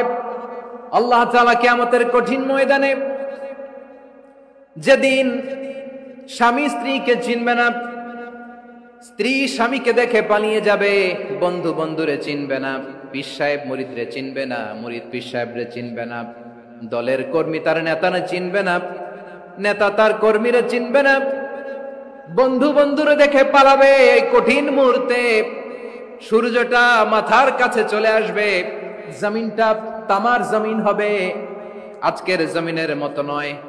মানুষ ঘর্মাক্ত, ক্লান্ত, শ্রান্ত মাথার মগজগুলো কানের ছিদ্র আর নাকের ছিদ্র দিয়ে বেয়ে বেয়ে পড়বে। বিশ্বনবী ফরমান, কিয়ামতের ওই কঠিন ময়দানে 7 শ্রেণীর ব্যক্তিকে রব্বুল আলামিন তার আরশের নিচে ছায়া দিবেন। তার মধ্যে প্রথম শ্রেণীর ব্যক্তি হলো ইমামুন আদিল। ইমামুন আদিল, ন্যায়পরায়ণ শাসক, যে ইনসাফের সাথে বিচার করে, যে জাস্টিস সমাজে সার্ভ করে, যে সুশাসন নিশ্চিত করে, ওই ইমামুন আদেল। আদেল শব্দটা বুঝছেন না? ইন্নাল্লাহা ইয়া'মুরু বিল আদল, পাইছেন? আদেল। 7 শ্রেণীর ব্যক্তিকে আল্লাহ তাআলা সুশীতল আরশের নিচে ছায়া দিবেন, যেদিন তার দেয়া ছায়া ছাড়া কোনো ছায়া থাকবে না। এর প্রথম হচ্ছে ইমামুন আদেল, ন্যায়পরায়ণ শাসক। চিল্লায় বলেন সুবহানাল্লাহ।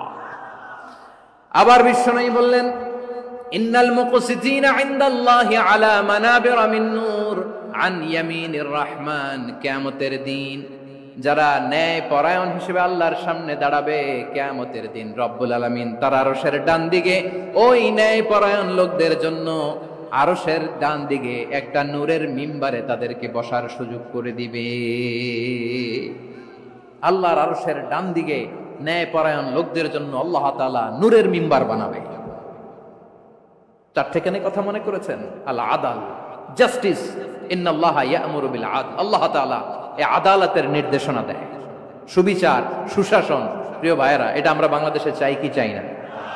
এই যে অরাজকতা, এই যে অন্যায়, এই যে জুলুম, এই যে ইনকনসিস্টেন্সি, সমাজের অসঙ্গতির প্রধান কারণ জাস্টিস নাই, সুবিচার নাই, সুশাসন নাই। শেষবারের মতো আওয়াজ করে বলেন তো, আমরা বাংলাদেশে আদল চাই কি চাই না? তাহলে প্রথম নির্দেশনা শেষ। আল্লাহ তাআলা তোমাদেরকে আদলের আদেশ দেন। এরপরে আল্লাহ বললেন, আমি তোমাদেরকে ইহসানের আদেশ দেই। ইন্নাল্লাহা ইয়া'মুরু বিল আদলি ওয়াল ইহসান। আমি তোমাদেরকে যেমনি আদলের নির্দেশনা দেই, তেমনি ভাবে তোমাদেরকে ইহসানের নির্দেশনা দেই। ইহসান, আওয়াজ করে সবাই বলেন তো ইহসান। সবাই বলেননি? সবাই বললে এতটুকু আওয়াজ হবে আমি বিশ্বাস করি না। আওয়াজ করে বলুন আল ইহসান। ইহসান মানে কারো প্রতি সফট হার্টেড হওয়া, মহানুভব হওয়া, অনুগ্রহ পরায়ণ হওয়া, অনুগ্রহশীল হওয়া, একে অপরের প্রতি দয়াদ্র হওয়া। একে অপরের প্রতি দয়াদ্র, অনুগ্রহশীল হওয়া ছাড়া মানবিক সমাজ কঠিনকালেও গঠন করা সম্ভব না। প্রিয় ভাইয়েরা, সুন্দর আচরণ দিয়ে, ইহসান দিয়ে যা জয় করা যায়, নরম আচরণ দিয়ে যেটা অর্জন করা যায়, কঠোরতা দিয়ে সেটা পারা যায় না। বিষ্ণু ঈসা ইসলাম ইহসান দিয়ে, কোমল আচরণ দিয়ে, তার অনুগ্রহ দিয়ে তিনি অনেক কাফিরের হৃদয়কে জয় করে ফেলেছেন। সাইয়েদনা সুমামা ইবনে উসাল রাদিয়াল্লাহু তাআলা আনহুর কথা মনে পড়ে যায়। তিনি ছিলেন ইয়ামামার বাদশা। মদিনাতে বিশ্বনবীকে হত্যা করার নিয়তে এসেছিলেন। গোপনে গোপনে বিশ্বনবীকে হত্যা করে আবার ইয়ামামাতে তিনি ফিরে যাবেন। কিন্তু কি অবাক করা কাণ্ড, হত্যা করতে পারে নাই, সাহাবাদের হাতে তিনি ধরা পড়ে গেলেন। সাইয়েদনা সুমামা ইবনে উসাল রাদিয়াল্লাহু তাআলা আনহু হত্যার নিয়তে আসলেন, কিন্তু হত্যা করতে পারলেন না। সাহাবারা ওনাকে ধরে ফেললেন, ধরে মসজিদে নববীর পিলারের মধ্যে বেঁধে রাখলেন। সুমামা ইবনে উসাল, সিরাত থেকে শুনে, সিরাত থেকে শোনাচ্ছি, রাদিয়াল্লাহু তাআলা আনহু ইয়ামামার অধিপতি ছিলেন। ইয়ামামা বিশ্বনবীকে হত্যার জন্য আসছেন, ধরা পড়ে গেছেন, এখন মসজিদে নববীতে বেঁধে রাখছে, তার মানে বন্দী। এখন স্ট্যাটাস কি? বন্দী, ক্যাপটিভ। বিষ্ণু ঈসা ইসলাম সাহাবাদেরকে বললেন, তার খোঁজ খবর নিও, সুমামা ইবনে উসালের খোঁজ খবর নিও। সাহাবারা বলেন, ইয়া রাসূলুল্লাহ, আপনাকে হত্যা করতে এসেছে, তার তো কঠিন ক্যাপিটাল পানিশমেন্ট হওয়া দরকার, কঠিন শাস্তি হওয়া দরকার। বিশ্বনবী বললেন, না, আমি যেটা জানি তোমরা সেটা জানো না, তোমরা সুমামার সাথে ভালো আচরণ করো। বিশ্বনবী সুমামার কাছে গেলেন। প্রথম দিন যে তিনি কালেমার দাওয়াত দিলেন, ইমানের দাওয়াত দিলেন, ইসলামের দাওয়াত দিলেন, রিসালাতের দাওয়াত দিলেন, আখিরাতের দাওয়াত দিলেন। পরের দিন যে বিশ্বনবী সালাতের দাওয়াত দিলেন, যাকাতের দাওয়াত দিলেন, ইসলাম কি, কিভাবে, কেমন করে পালন করতে হয় চমৎকার আর্টিকুলেট করতে শুরু করলেন। তন্ময় হয়ে সুমামা ইবনে উসাল রাদিয়াল্লাহু তাআলা আনহু বিশ্বনবীর কথাগুলো শুনতে আরম্ভ করলো। একদিন নয়, 2 দিন নয়, টানা 3 দিন বিশ্বনবী সুমামার কাছে ইসলামকে প্রেজেন্ট করেছেন, উপস্থাপন করেছেন। আওয়াজ করে বলেন, কয় দিন? 3 দিন। 3 দিন মসজিদে নববীতে বাধা। আর সাহাবীদেরকে বললেন, তার খোঁজ খবর নিও, তোমরা যে রুটি বানাও এর মধ্যে সবচেয়ে ভালো আটার রুটিটা তারে দিও, সবচেয়ে রিফাইন্ড খেজুর, যেটা পিওর খেজুর, এটা তারে দিও। আর বিশ্বনবী নিজের উট থেকে দুধ দহন করে ওনার বাড়ির এক কর্মচারীকে বলেছেন দুধ দহন করে সুমামার জন্য নিয়ে যে। সুবহানাল্লাহ পড়বেন না? সবাই তো অবাক, ইয়ামামা থেকে আসছে নবীকে হত্যা করতে, বিশ্বনবী দেখে তারে জামাই আদর করে, তাকে মজার মজার খাবার দিও, দুধ দিও, আদর আপ্যায়ন করো। একদিন নয়, 2 দিন নয়, টানা 3 দিন বিশ্বনবী এভাবে সুমামার কাছে যেয়ে ইসলামকে প্রেজেন্ট করতে আরম্ভ করলেন, ইসলামকে উপস্থাপন করতে শুরু করলেন, আর তাকে চমৎকার এন্টারটেইনমেন্ট আপ্যায়ন দিতে আরম্ভ করলেন। টানা 3 দিন যখন ইসলামের দ্য বিউটিজ অফ ইসলাম, ইসলামের সুমহান বাণী সৌন্দর্য তার কাছে উপস্থাপন শেষ, তাকে আপ্যায়ন শেষ, বিশ্বনবী বললেন সাহাবাদেরকে, যাও এবার সুমামার হাতের পায়ের রশি দুটো খুলে দাও। সাহাবারা বললেন, ইয়া রাসূলুল্লাহ, কি বলেন আপনি? ও তো হত্যাকারী, সুযোগ পায় নাই, আপনারে মারতে পারে নাই, ছেড়ে দিলে আবার ও আপনার উপর তলোয়ার নিয়ে ঝাঁপিয়ে পড়বে। নবী, এই সিদ্ধান্ত আপনি নিতে যাবেন না। বিশ্বনবী বললেন, যেটা বলেছি সেটা করো, সুমামার রশিগুলো ছেড়ে দাও, সুমামার হাতে পায়ের রশিগুলো যে তোমরা খুলে দাও। সাহাবারা তর্ক জুড়ে দিলেন, লা ইয়া রাসূলুল্লাহ, এমনটা করবেন না, তো ভয়ঙ্কর ভয়ঙ্কর খুনি, কি জানি কি হয়ে যায়। বিশ্বনবী বললেন, না, তার হাতে পায়ের রশিগুলো খুলে দাও। সাহাবারা বিশ্বনবীর কথা মতো তার হাতে পায়ের রশিগুলো খুলে দিল। সুমামা মুহূর্তের মধ্যে মসজিদে নববী থেকে বের হয়, ইয়ামামায় ফিরে না যে মসজিদে নববীর পাশে একটা খেজুর বাগান ছিল, সেখানে চলে গেলেন। সেখানে একটা ছোট্ট কুয়া ছিল, কুয়ার পানি দিয়ে তিনি গোসল করলেন। সুবহানাল্লাহ পড়েন। কুয়ার পানি দিয়ে গোসল করে মসজিদে নববীর সামনে এসে বিশ্বনবী এবং সাহাবাদের সামনে দাঁড়িয়ে সাব্বাবা উঁচু করে বললেন, আশহাদু আল্লা ইলাহা ইল্লাল্লাহ ওয়া আশহাদু আন্না মুহাম্মাদান আবদুহু ওয়া রাসূলুহু। আল্লাহু আকবার। আমি সাক্ষ্য দিচ্ছি আল্লাহ ছাড়া কোনো ইলাহ নাই, আর মুহাম্মদ আল্লাহ তাআলার প্রেরিত বান্দা এবং রাসূল। প্রিয় ভাইয়েরা, ইহসান দিয়ে যা জয় করা যায়, কঠোরতা দিয়ে সেটা কঠিনকালেও জয় করা যায় না। আওয়াজ করে বলেন ঠিক কি না? এবার সুমামা দাঁড়িয়ে বলে, ওগো নবী, আমি তো কালিমা পড়ে মুসলমান হয়ে গেলাম, এবার শোনেন, এই মুহূর্তের আগে আপনার চেহারার চাইতে নিকৃষ্ট কোনো চেহারা আমার কাছে ছিল না, কিন্তু শাহাদা পাঠ করার পরে আপনার চেহারার চাইতে উত্তম শ্রেষ্ঠ কোনো চেহারা আমার কাছে আর নাই। ও নবী, আজকের দিনের আগে ইসলাম ধর্মের চেয়ে নিকৃষ্ট অপছন্দনীয় কোনো ধর্ম আমার কাছে ছিল না, কিন্তু এই মুহূর্ত থেকে ইসলামের চেয়ে সেরা শ্রেষ্ঠ পছন্দনীয় কোনো ধর্ম আমার কাছে নাই। নবী গো, আজকের দিনের আগে মদিনার চাইতে অপছন্দনীয় নিকৃষ্ট কোনো শহর আমার কাছে ছিল না, কিন্তু এই মুহূর্তের পর থেকে মদিনার চাইতে কোনো শ্রেষ্ঠ শহর আমার জানা নাই। সে ছিল গমের বড় ডিলার, গম বেচতো। কি বেচতো? তার গম কিনে মক্কার লোকেরা রুটি খাইতো। সে ঘোষণা দিল, আজকে থেকে মক্কাবাসীদের জন্য সব গম আমি হারাম করে দিলাম, মক্কাবাসী এখন না খেয়ে মরে। সুবহানাল্লাহ পড়বেন না? মক্কাবাসী বিশ্বনবীর কাছে আসলেন, এসে বললেন, মুহাম্মদ, আমরা তো তোমার ভাই, তোমার চাচা, তোমার ভাতিজা, তোমার আত্মীয়, তুমি সুমামারে বলো সে যেন আবার গমের সাপ্লাই মক্কার জন্য অনুমতি দিয়ে দেয়। বিশ্বনবীর অনুমতি ক্রমে সুমামা আবার মক্কাতে গম পাঠাতে শুরু করলো। পড়েন সুবহানাল্লাহ। ইহসান, ইহসান দিয়ে আপনি যেটা জয় করতে পারবেন, you can win the heart of your enemies. ইহসান দিয়ে আপনি আপনার শত্রুর হৃদয়কে জয় করতে পারবেন। আওয়াজ করে বলেন ঠিক কি না?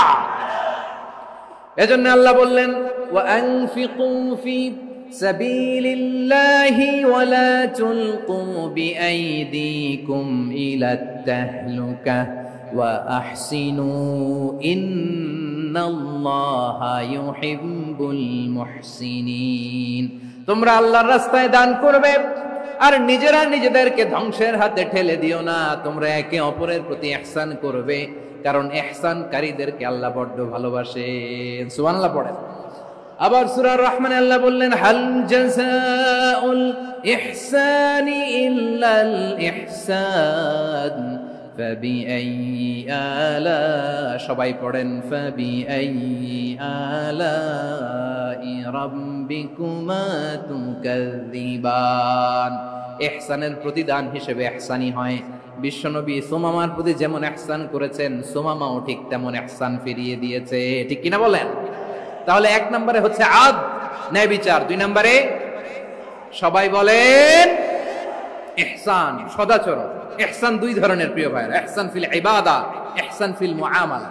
ইহসান ফিল ইবাদা হচ্ছে একাগ্র অনুভবে ইবাদতে ডুব দেওয়া, এর নাম ইবাদতের ইহসান। সুবহানাল্লাহ পড়ে। বিশ্বনবী বলেন ইহসান মানে কি জানো নাকি? হাদিসে জিবরিলে সাইয়েদনা জিবরিল আলাইহিস সালাম বিশ্বনবীকে বললেন আখবিরনি আনিল ইহসান। নবী আমাদেরকে বলেন ইহসান মানে কি?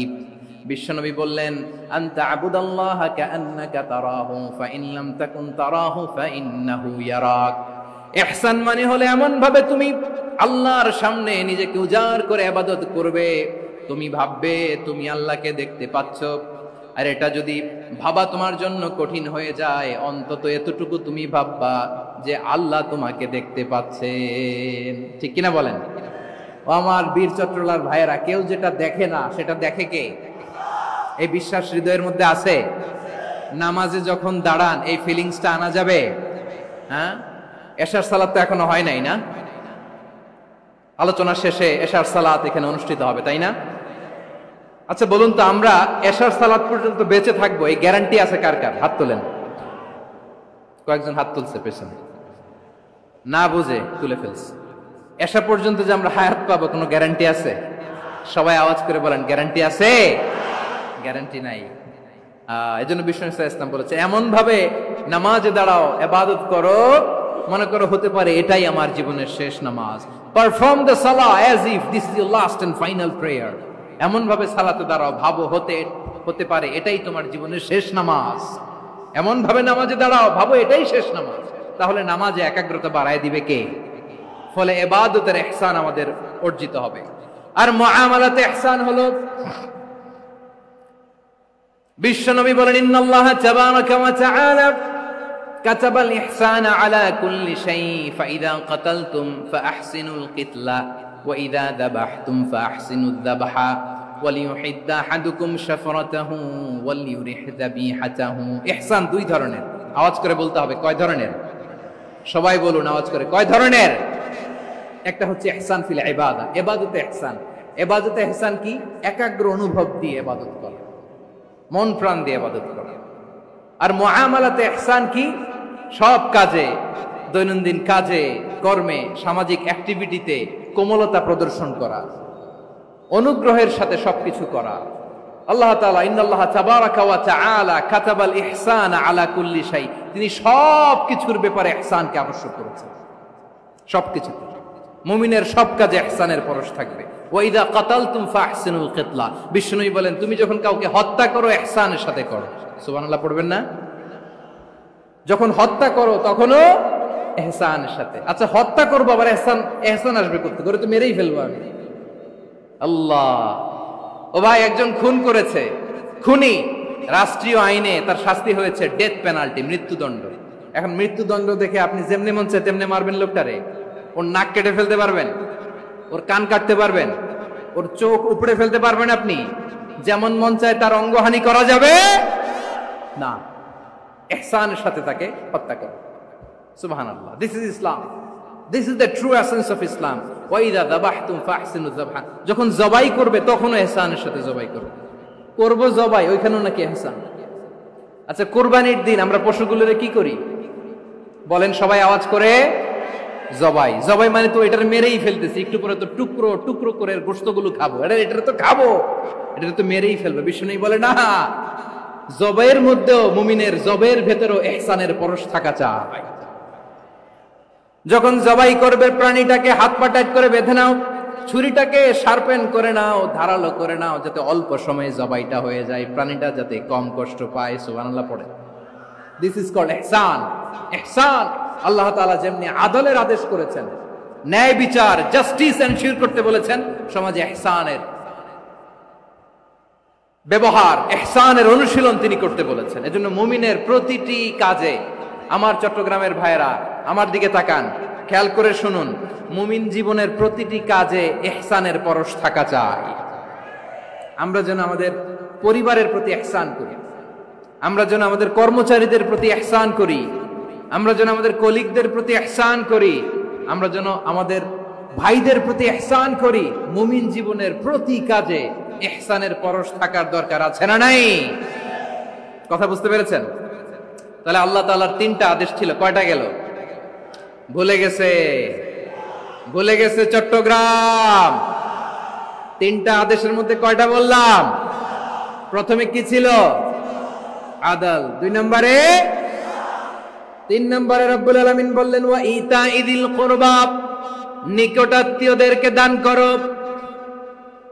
নিকট আত্মীয়দেরকে দাও, যারা তোমাদের ব্লাড কানেকশনের আত্মীয় তাদেরকে তোমরা দাও। এখানে জেনারেলি বললেন দাও, কি দিব সেটা তিনি এখানে বলেন নাই, সেটা তিনি সূরাতুল ইসরার মধ্যে বলেছেন। আল্লাহ বলেন ওয়া আতিযাল কুরবা হাক্কা, নিকট আত্মীয়দেরকে তাদের অধিকার, তাদের প্রাপ্য তোমরা বুঝিয়ে দাও। দেখেন, একটা শান্তির সমাজ, একটা সমৃদ্ধ সমাজ, একটা মানবিক সমাজ গঠনের জন্য আল্লাহ তাআলা বেশি না, মাত্র 3টা অর্ডার, 3টা ভার্ডিক্ট তিনি জারি করেছেন। 1 নাম্বার সুশাসন, ন্যায় বিচার। 2 নাম্বার ইহসান। 3 নাম্বার নিকটাত্মীয়, যারা কাছের, তোমার ভেরি ক্লোজ রিলেশনশিপে আছে, তাদেরকে দাও। দাও, দিলে বাড়িয়ে দেয় কে? অনেকে দিতে চায় না, কৃপণতা করে। দিলে বাড়ায় দেয় কে? ও মিয়া, মদিনার মধ্যে সবচাইতে গরিব সাহাবী ছিল বেলাল রাদিয়াল্লাহু তাআলা আনহু। ওনার এন্টায়ার অ্যাসেট, সম্পদের পরিমাণ কতদূর জানেন? একটা লুঙ্গি। বেলাল রাদিয়াল্লাহু তাআলা আনহু, ওনার টোটাল ওয়েলথের এস্টিমেশন হচ্ছে মাত্র একটা লুঙ্গি। একটা লুঙ্গি, টোটাল ওয়েলথ এস্টিমেশন, টোটাল সম্পদের পরিমাণ বেলাল রাদিয়াল্লাহু তাআলা আনহুর কি ছিল? কথা বোঝে নাই বোধহয়, কি ছিল? ওই বেলাল রাদিয়াল্লাহু তাআলা আনহুকে বিষ্ণু ইসলাম বলেছেন আনফিক ইয়া বেলাল, ও বেলাল তুমিও দাও। ওয়ালা তাখশা মিন যিল আরশি ইখলালা, আরশের অধিপতির তো কোনো ঘাটতি নাই, তুমি দিলে ওই আল্লাহ তোমারে বাড়ায় দিবে। এজন্য আমার প্রিয় ভাইয়েরা, দিলে কমে না, দিলে বাড়ে। অনেকে ধরে রাখে, নতুন কিছু নিতে পারে না, হাত দিয়ে যেটা ধরে রেখেছেন এটা দিয়ে দেন, বড় একটা ধরার সুযোগ পাবেন। জোরে বলেন ঠিক কিনা? ধরেন 5 কেজি ওজনের একটা ধরে রাখছেন, এখন 10, এটা না ছাড়লে 10 কেজি ধরতে পারবেন আপনি? আচ্ছা, 10 কেজির জিনিস একটা আছে হাতে, ওইটা যদি ছেড়ে দেন তাহলে না 15 কেজি ধরতে পারবেন? কথা বলেন ঠিক কিনা? তাহলে দিলে বাড়িয়ে দেয় কে? রব্বুল আলামিন বললেন 3 নাম্বার আদেশ হলো তোমাদের প্রতি সমাজটারে কেমন করে মানবিক সমাজ, সুন্দর সমাজ গড়বা। 3 নাম্বার আদেশ হলো ওয়া আতিদাল কুরবা হাক্কা, নিকটাত্মীয়দেরকে তাদের প্রাপ্য বুঝিয়ে দাও। এই নিকটাত্মীয়দেরকে তাদের অধিকার বুঝিয়ে দেওয়া, প্রাপ্য বুঝিয়ে দেওয়াতে আমাদের গাফলতি আছে না নাই? চট্টগ্রামে নাই? মাশাআল্লাহ আছে, আছে। অনেকে দেখবেন অনেক আল্লাহওয়ালা তাহাজ্জুদ গুজার, সেজদা দিতে দিতে কপালে কালো দাগ ফেলে দিছে, সে তার বোনের হকটা আদায় করে নাই। আছে না নাই? হ্যাঁ, এখানেও আছে। সর্বনাশ। অনেক বড় হাজী সাহেব, বিশাল লম্বা দাড়ি, ছেলেরে সব দিয়ে দিছে, মেয়েরে কিছু দেয় নাই, মেয়ের হক আদায় করে নাই। আছে না নাই? এই হাজী সাহেবেরা, এই আল্লাহওয়ালারা কিয়ামতের ময়দানে আটকে যাবে। আপনি অন্যের অধিকার নষ্ট করেছেন, তাদের রাইটস কে ভায়োলেট করেছেন। এজন্য আল্লাহ তাআলা বলেন, কারো অধিকার যদি কেউ নষ্ট করে, ওই সমাজটা মানবিক সমাজ কঠিনকালেও হতে পারে না। এজন্য 3 নম্বর আল্লাহ বললেন ওয়া ইতাইদিল কুরবা, নিকটাত্মীয়দেরকে দাও। কি দিবা? তাদের অধিকার দিয়ে দাও। বোনের অধিকার বুঝিয়ে দাও, মেয়ের অধিকার বুঝিয়ে দাও, ফুফুর অধিকার বুঝিয়ে দাও। দেখবেন অনেক মায়েরা ছেলের পাতে মুরগির রান দেয়, মেয়ের পাতে দেয় মুরগির ঠ্যাং। এরকম আছে না নাই? ছেলেরা কি দেয়? মুরগির। মেয়ের পাতে কি দেয়? তো মেয়ের কি মুরগির রান খেতে মনে চায় না? মনে চায় না? এমনটা করা যাবে না। নিকটাত্মীয়দেরকে অধিকার দিয়ে দাও, নিকটাত্মীয়ের সাথে সুসম্পর্ক রাখো। আদেশটা কার? এজন্য প্রিয় ভাইয়েরা, জীবনে যদি বারাকা অর্জন করতে চান, নিকটাত্মীয়দের সাথে সুসম্পর্ক রাখতে হবে, তাদের জন্য উপহার পাঠাতে হবে। বিশ্বনবী বলেন লা ইয়াদখুলুল জান্নাতা কাতে, যে ব্যক্তি আত্মীয়তার সম্পর্ককে ছিন্ন করে দেয়, সে কঠিন কালেও আল্লাহর জান্নাতে ঢুকবে না। আপনি কি এটারে সহজ হাদিস মনে করছেন? এটা সহজ কথা। আপনি ভাবছেন আপনার নামাজ আপনারে বাঁচাতে পারবে, আপনার রোজা বাঁচাতে পারবে, আপনার তাহাজ্জুদ আপনারে বাঁচাতে পারবে? অধিকার নষ্ট করলে কিছুই আপনারে বাঁচাতে পারবে না। এজন্য নিকট আত্মীয়দেরকে দিতে হবে বেশি বেশি। বিশ্বনবী বলেন, ইন্না সাদাকাতা আলাল মিসকিনি সাদাকা ওয়া আলা যির রাহিমি ইসনাতান সাদাকাতুন ওয়া সিলা। মিসকিনরে দান করলে শুধু দানের সওয়াব হয়, নিকট আত্মীয়কে দান করলে দুইটার সওয়াব হয়, সাদাকার সওয়াব হয়, আবার আত্মীয়তার বন্ধন অটুট রাখার সওয়াব হয়ে যায়। আবার বিশ্বনবী বললেন, মান সাররাহু আইয়ুবসাতা লাহু ফি রিজকিহি ওয়া ইউনসা লাহু ফি আসারিহি ফালইয়াসিল রাহিমা। যে ব্যক্তি তার রিজিকের প্রশস্ততা চায় আর হায়াতে বরকত চায়, সে যেন তার আত্মীয়ের সাথে সুসম্পর্ক রাখে। আমার প্রিয় চট্টলার ভাইয়েরা, আমাদের রিজিক বাড়ুক, এটা আমরা চাই কি চাই না? সবাই চান? হ্যাঁ, আমাদের রিজিকে প্রশস্ততা আসুক, চাই কি চাই না? আমাদের হায়াতে বরকত আসুক, আমরা চাই কি চাই না? এই দুইটা যদি চান, তাহলে নিকট আত্মীয়দের সাথে সুসম্পর্ক রাখবেন, পারবেন? তাহলে সমাজটারে মানবিক সমাজ বানায় দিবে কে? তিনটা আদেশ চলে গেল। কয়টা? আওয়াজ করে বলেন। 1 নম্বরে কি ছিল? 2 নম্বরে, 3 নম্বরে নিকট আত্মীয়দেরকে দান।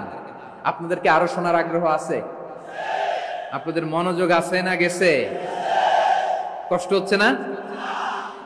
মাশাআল্লাহ, মাশাআল্লাহ। তাকবীর পড়ুন, লিল্লাহি তাকবীর।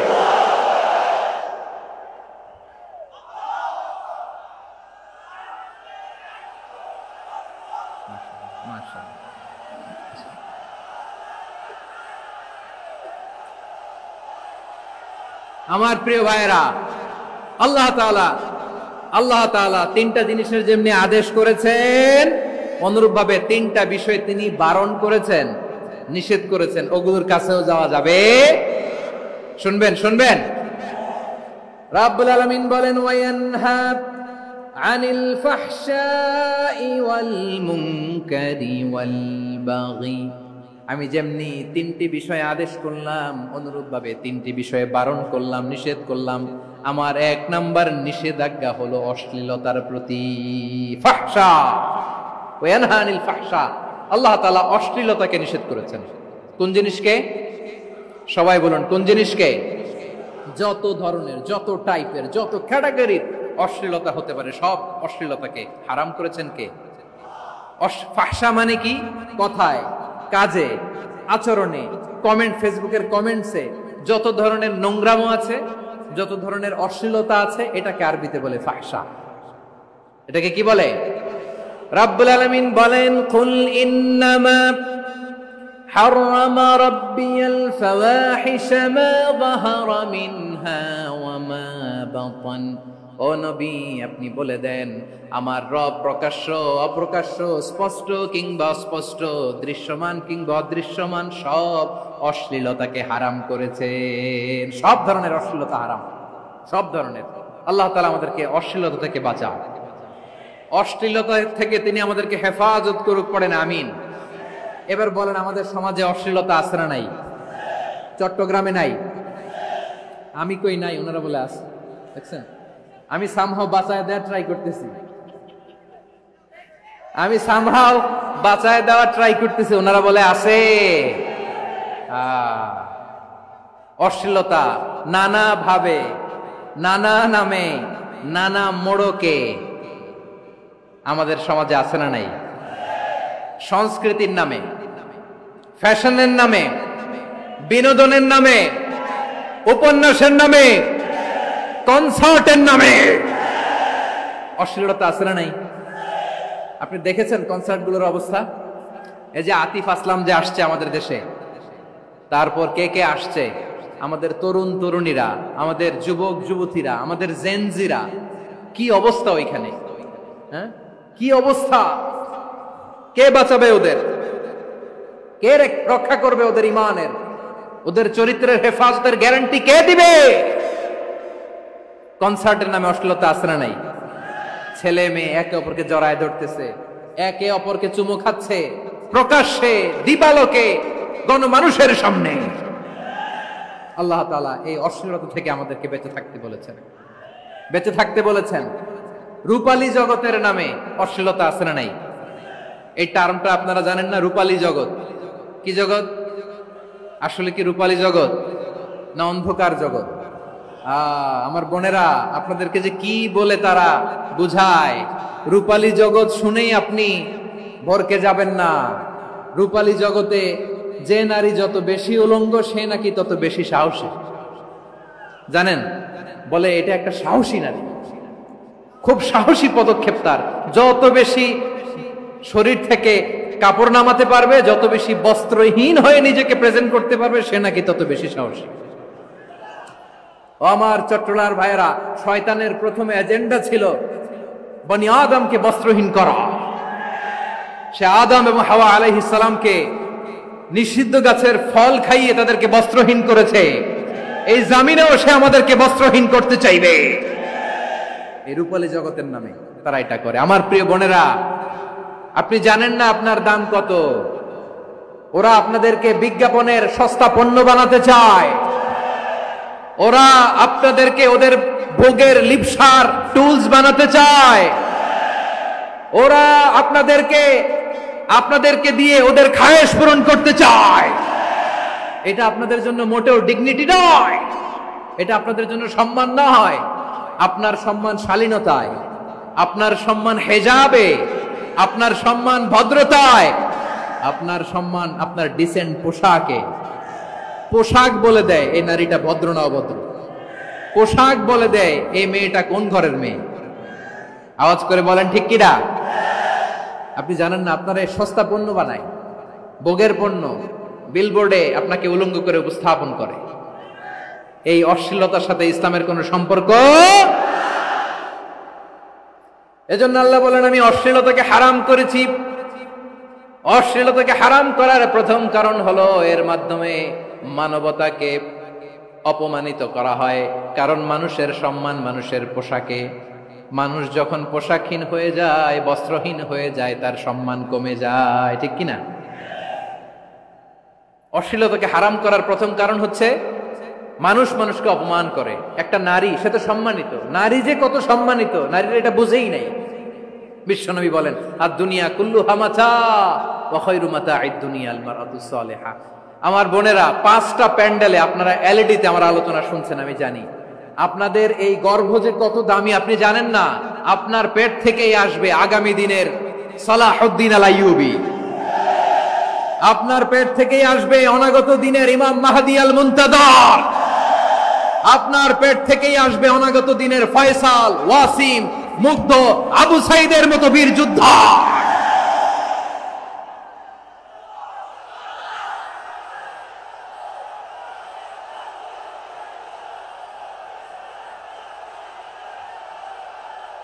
আমার প্রিয় বোনেরা, আমার প্রিয় বোনেরা, বিশ্বনবীর কথার ওজন খেয়াল করেন। আদ-দুনিয়া কুল্লুহা মাতা ওয়া খায়রু মাতা'আদ দুনিয়া আল মারআতুস সালিহা। দুনিয়ার সবকিছুই অ্যাসেট, এর মধ্যে সবচেয়ে দামি অ্যাসেট নেককার নারী। আপনার গর্ভ যে কত দামি আপনি জানেন না। নিজের সময়টাকে কাজে লাগান, কোরআন পড়েন, সুন্নাহ পড়েন। আপনার অনেক দায়িত্ব ঘরে। You are the MD of your family. একটা family it's a very big institution. পরিবার একটা অনেক বড় প্রতিষ্ঠান। and you are the MD of your institution. আপনি এই পরিবারের MD, managing director of your family. এখানে আপনার কত দায়িত্ব। আপনি ছেলে মেয়েদেরকে তারবিয়া করবেন। আপনি আপনার স্বামীর জন্য ঘরটারে জান্নাতের নীর বানাবেন। আপনার জন্য জান্নাতের ডুপ্লেক্স বাড়ি ওইখানে তৈরি করে রাখবে কে? আপনি যে কত দামি আপনি জানেন না। নারীদেরকে আল্লাহ বানিয়েছেন উচ্চতর করে, নিম্নতর নয়। নারীদেরকে ছোট্ট জিনিস দিলে এটারে বড় করে দেয়। নারীদেরকে ভ্রূণ দিলে, শুক্রাণু দিলে নারী এটারে বাচ্চা হিসেবে উপহার দেয়। ঠিক কিনা? বিয়ের মাধ্যমে স্বামী যখন তার শুক্রাণু তার স্ত্রীকে উপহার দেয়, স্ত্রী রিটার্নে কি উপহার দেয়? ফুল ফর্ম বেবি, মানব সন্তান। দেখছেন, আপনি দিলেন একটুকুনি, দিছে বিশাল। আপনি যদি নারীকে বাজার এনে দেন, নারী এটাকে সুস্বাদু খাবারে রূপান্তর করে দেয়। আপনি তাকে একটা মুচকি হাসি দিয়ে দেন, সে তার কলিজা দিয়ে দেয়। কিন্তু যদি আপনি তার মনে কষ্ট দেন, সে আপনার জীবনকে জাহান্নাম বানায়া দেয়। খবর আছে, নারীর মন বুঝতে পারলে নেয়ামত, বুঝতে না পারলে কিয়ামত। ঠিক কিনা বলেন? আমার প্রিয় বোনেরা, আপনি যে কত দামি আপনি জানেন না। জানেন না আপনি কত দামি, অনেক দামি আপনি। আপনাদেরকে যেন ভোগের সস্তা পণ্য বানাতে না পারে, আপনাদেরকে সচেতন থাকতে হবে, সজাগ থাকতে হবে, কনসার্ন থাকতে হবে। শয়তানের ওই হাতছানির দিকে আর নজর দেওয়া যাবে না। তাহলে কেন আল্লাহ তাআলা এই ফাহশা অশ্লীলতাকে হারাম করলেন? এক নাম্বার, এতে হিউম্যান ডিগনিটি কমে। দুই নাম্বার, এতে মানুষের অধিকার নষ্ট হয়। আপনি বিয়ে করেছেন, এরে পরকিয়া করেন, ওর সাথে এরকম আছে না নাই? স্ত্রীর অধিকার নষ্ট করেছেন। আপনি বিবাহ সম্পর্কে আবদ্ধ হয়েছেন তার সাথে, আপনি পরকিয়া করেন ওই ছেলের সাথে, আপনি আপনার হাজবেন্ডের সাথে বিট্রে করেছেন। এজন্য আল্লাহ অশ্লীলতাকে হারাম করেছেন। অশ্লীলতাকে হারাম করার আরেকটা কারণ হচ্ছে আল্লাহ তাআলা এই হিউম্যান জেনারেশনকে এটাকে প্রিজার্ভ করতে চায়। হিফজুন নাসল, এটা মাকাসিদুশ শরিয়ার অনেক গুরুত্বপূর্ণ একটা মাকাসিদ, অনেক গুরুত্বপূর্ণ। আপনার নাসল, আপনার জেনারেশনকে সংরক্ষণ করা। এই যে আসতেছে ফেব্রুয়ারি, কত ফেব্রুয়ারি জানো? এটা কি বিশ্ব ভালোবাসা দিবস? হ্যাঁ, কি দিবস? এই বিশ্ব ভালোবাসা দিবসের সাথে মুসলমানদের কোনো সম্পর্ক নাই। আমার প্রিয় ভাইরা, এই যে আপনি অবৈধ সম্পর্কে জড়ালেন, কেন আল্লাহ অশ্লীলতাকে হারাম করেছে দেখেন। বলতেছিলাম যে এটা আপনার নাসল, আপনার জেনারেশন, আপনার লিনিয়েজ, আপনার বংশকে প্রিজার্ভ করা। কে কার বাবা, কে কার মা, বাবা মা জানা, প্রজন্মকে প্রিজার্ভ করা, এটা ইসলাম ওয়াজিব করে দিয়েছে। এই যে অবৈধ সম্পর্কের কারণে, বিশ্ব বেহায়া দিবসের কারণে, এগুলোর আউটকাম, আউটপুট হিসেবে মাঝে মাঝে এই ঢাকা মেডিকেলের ডাস্টবিনে নবজাতকের বাচ্চার কান্নার আওয়াজ শুনতে পাওয়া যায়। চট্টগ্রাম মেডিকেলের ডাস্টবিনে নবজাতকের কান্না শুনতে পাওয়া যায়। বীর চট্টলার মুসলমানেরা বুঝতে পারলে আওয়াজ করে বলেন, এই যে চট্টগ্রাম মেডিকেলে যে নবজাতকটা পাওয়া গেল, ওর বাবাকে আমাকে বলেন, ওর বাবাকে, ওর মাকে, ও কোন ফ্যামিলির সন্তান কেউ জানে? আপনি হিউম্যান ডিগনিটিকে অপমান করেছেন না? আপনি তার ভবিষ্যৎকে অন্ধকার করেছেন না? আপনি তার লিনিয়েজকে প্রশ্নবিদ্ধ করে দিয়েছেন না? এই জন্য আল্লাহ তাআলা অশ্লীলতাকে আমাদের জন্য হারাম করে দিয়েছেন। পড়েন সুবহানাল্লাহ। এই জন্য রাব্বুল আলামিন বলেন, কুল ইন্নামা হারামা রাব্বিয়াল ফাওয়াহিশা মা যাহারা মিনহা ওয়া মা বাতান। প্রকাশ্য অপ্রকাশ্য সব অশ্লীলতাকে হারাম ঘোষণা করে দিয়েছে কে? আবার দুনিয়ার বুকে যারা অশ্লীলতার প্রসার করে তাদের জন্য শাস্তি মজুদ রেখেছে কে? রব্বুল আলামিন বলেন, ইন্নাল্লাযীনা ইউহিব্বুনা আন তাশিআল ফাহিশাতু ফিল্লাযীনা আমানু লাহুম আযাবুন আলীমুন ফিদ দুনিয়া ওয়াল আখিরাতি ওয়াল্লাহু ইয়ালামু ওয়া আনতুম লা তা'লামুন। নিশ্চয়ই যারা বিশ্বাসীদের মাঝে অশ্লীলতার প্রচার প্রসার করতে চায় তাদের জন্য আমি মর্মন্তুদ শাস্তি প্রস্তুত করে রেখেছি, দুনিয়াতেও রেখেছি, আখিরাতেও রেখেছি। ঘোষণাটা কার? যারাই নাটকের নামে, সিনেমার নামে, রূপালী জগতের নামে, মুভির নামে, ওটিটি প্ল্যাটফর্মের নামে আমার সমাজে অশ্লীলতা ছড়াতে চায় তাদের জন্য কঠিন মর্মন্তুদ শাস্তি মজুদ রেখে দিয়েছে কে? ও আমার বোনেরা, এখনো আপনি জাগবেন না? এখনো আপনার চিন্তার দুয়ারে এখনো নাড়া পড়ে নাই? ওরা আপনাকে উলঙ্গ বানাতে চায়, ওরা আপনাকে আইটেম গার্ল বানাতে চায়। এজন্য ইসলাম অশ্লীলতাকে হারাম করেছে। হারাম। ইসলাম বলেছে যোজন যোজন দূরে থাকো, ওরা বলে না কাছে আসো, কাছে আসার গল্প, ক্লোজ আপ ওয়ান, কাছে আসার গল্প আছে না নাই? চট্টগ্রামে তো এগুলো নাই মাশাআল্লাহ। হ্যাঁ, এখানেও আছে ক্লোজ আপ ওয়ান, কাছে আসার গল্প। আল্লাহ বলেন ওয়ালা তাকরাবুজ জিনা, কাছেও এসো না, জিনা থেকে যোজন যোজন কিলো দূরে থাকো, ওরা বলে কাছে আসার গল্প। আমার বীর চট্টলার ভাইয়েরা, কাছে আসতে হলে আমরা কোরআনের কাছে আসব, কাছে আসতে হলে নবীর কাছে আসব, কাছে আসার গল্প হবে আমার রবের কাছে আসার গল্প। চিল্লায় বলো ঠিক কিনা?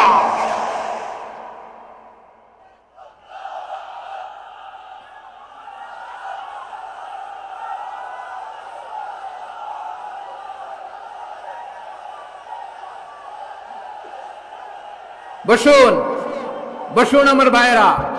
তাহলে অশ্লীলতার সাথে আমাদের কোনো সম্পর্ক সবাই বলতে পারেননি? আওয়াজ করে বলুন, অশ্লীলতার সাথে আমাদের কোনো সম্পর্ক। আমরা এই সমস্ত ক্লোজ আপ ওয়ান, কাছে আসার গল্পের প্রোগ্রামে যাব। আমরা কোন ধরনের অশ্লীল কন্টেন্ট সোশ্যাল মিডিয়ায়, টিভিতে দেখব।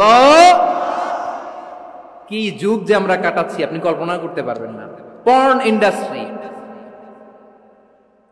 নারী পুরুষের বস্ত্রহীন যুগল দৃশ্য, এটাকে দিয়ে ওরা কোটি ডলারের ইন্ডাস্ট্রি বানিয়েছে। পুরো মানব ইতিহাসে এরকম জঘন্য সময় মানব ইতিহাস পার করে নাই। পর্ন এটা ইন্ডাস্ট্রি হয়ে গেছে। আমাদের এই যুবকগুলো, জেনজিগুলো, ওদের চরিত্র বাঁচাবে কি করে?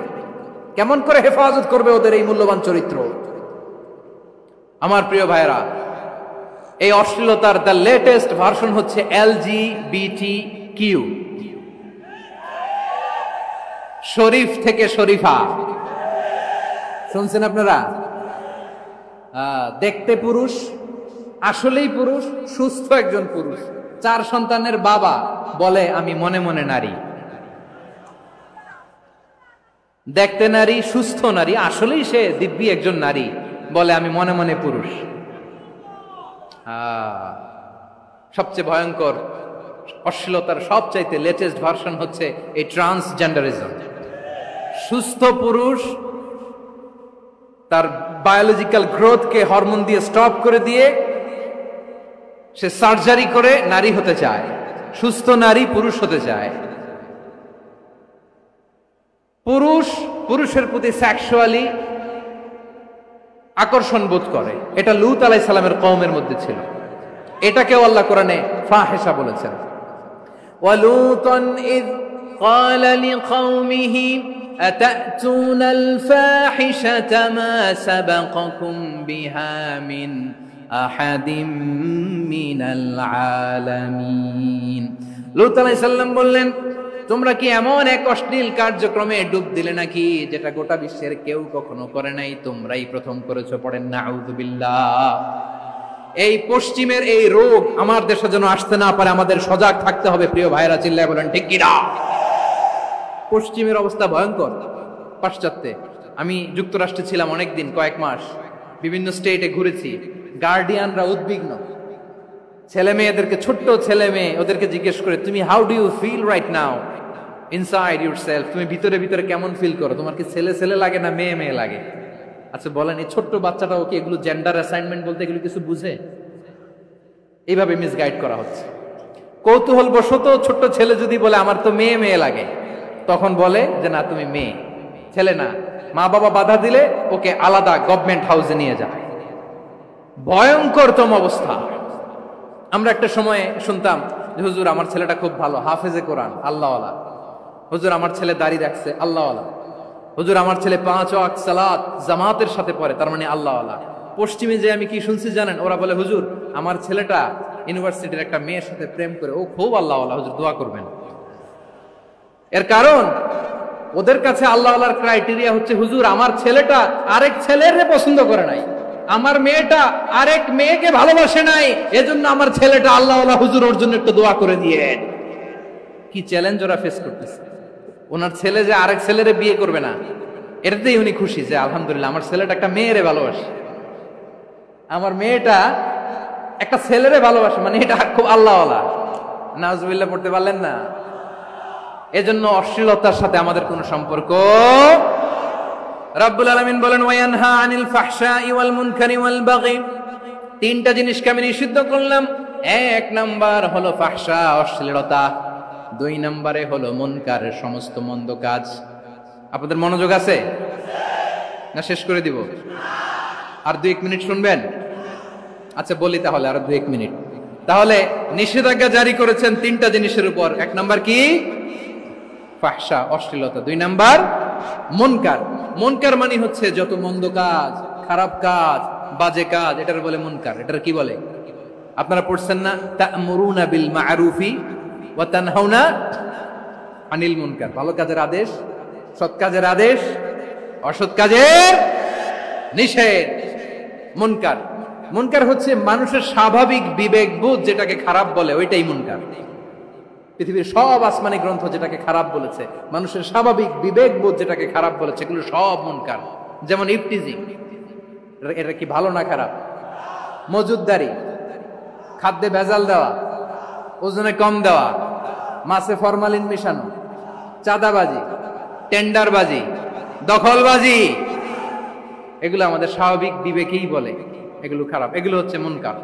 আল্লাহ তাআলা এই মুনকার থেকে আমাদেরকে বেঁচে থাকতে বলেন, আর শয়তান এই মুনকারের প্রতি আমাদেরকে উদ্বুদ্ধ করে। আল্লাহ তাআলা বললেন, ইয়া আইয়ুহাল্লাযীনা আমানু লা তাত্তাবিউ খুতুওয়াতিশ শাইতান ومن يتبع خطوات الشيطان فإنه يأمر بالفحشاء والمنكر। আল্লাহ বললেন, আমার গোলামেরা শোনো শোনো, ও আমার বিশ্বাসী বান্দারা খবরদার, তোমরা কশিনকালেও শয়তানের পদাঙ্ক অনুসরণ করবে না, কারণ শয়তান তোমাদেরকে অশ্লীলতা এবং মন্দ কাজের দিকে উদ্বুদ্ধ করে। আমাদের কাজ হচ্ছে শয়তান আমাদেরকে যেদিকে নিতে চায় আমরা তার উল্টা দিকে যাব, ঠিক কিনা বলে?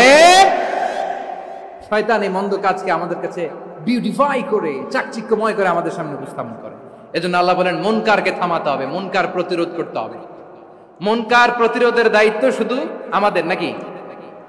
শুধু আপনার খতিব সাহেবের, ইমাম সাহেবের, নাকি মুসলিম উম্মার সবার? আওয়াজ করে বলুন, মুনকার অসৎ কাজ প্রতিরোধের দায়িত্ব কার?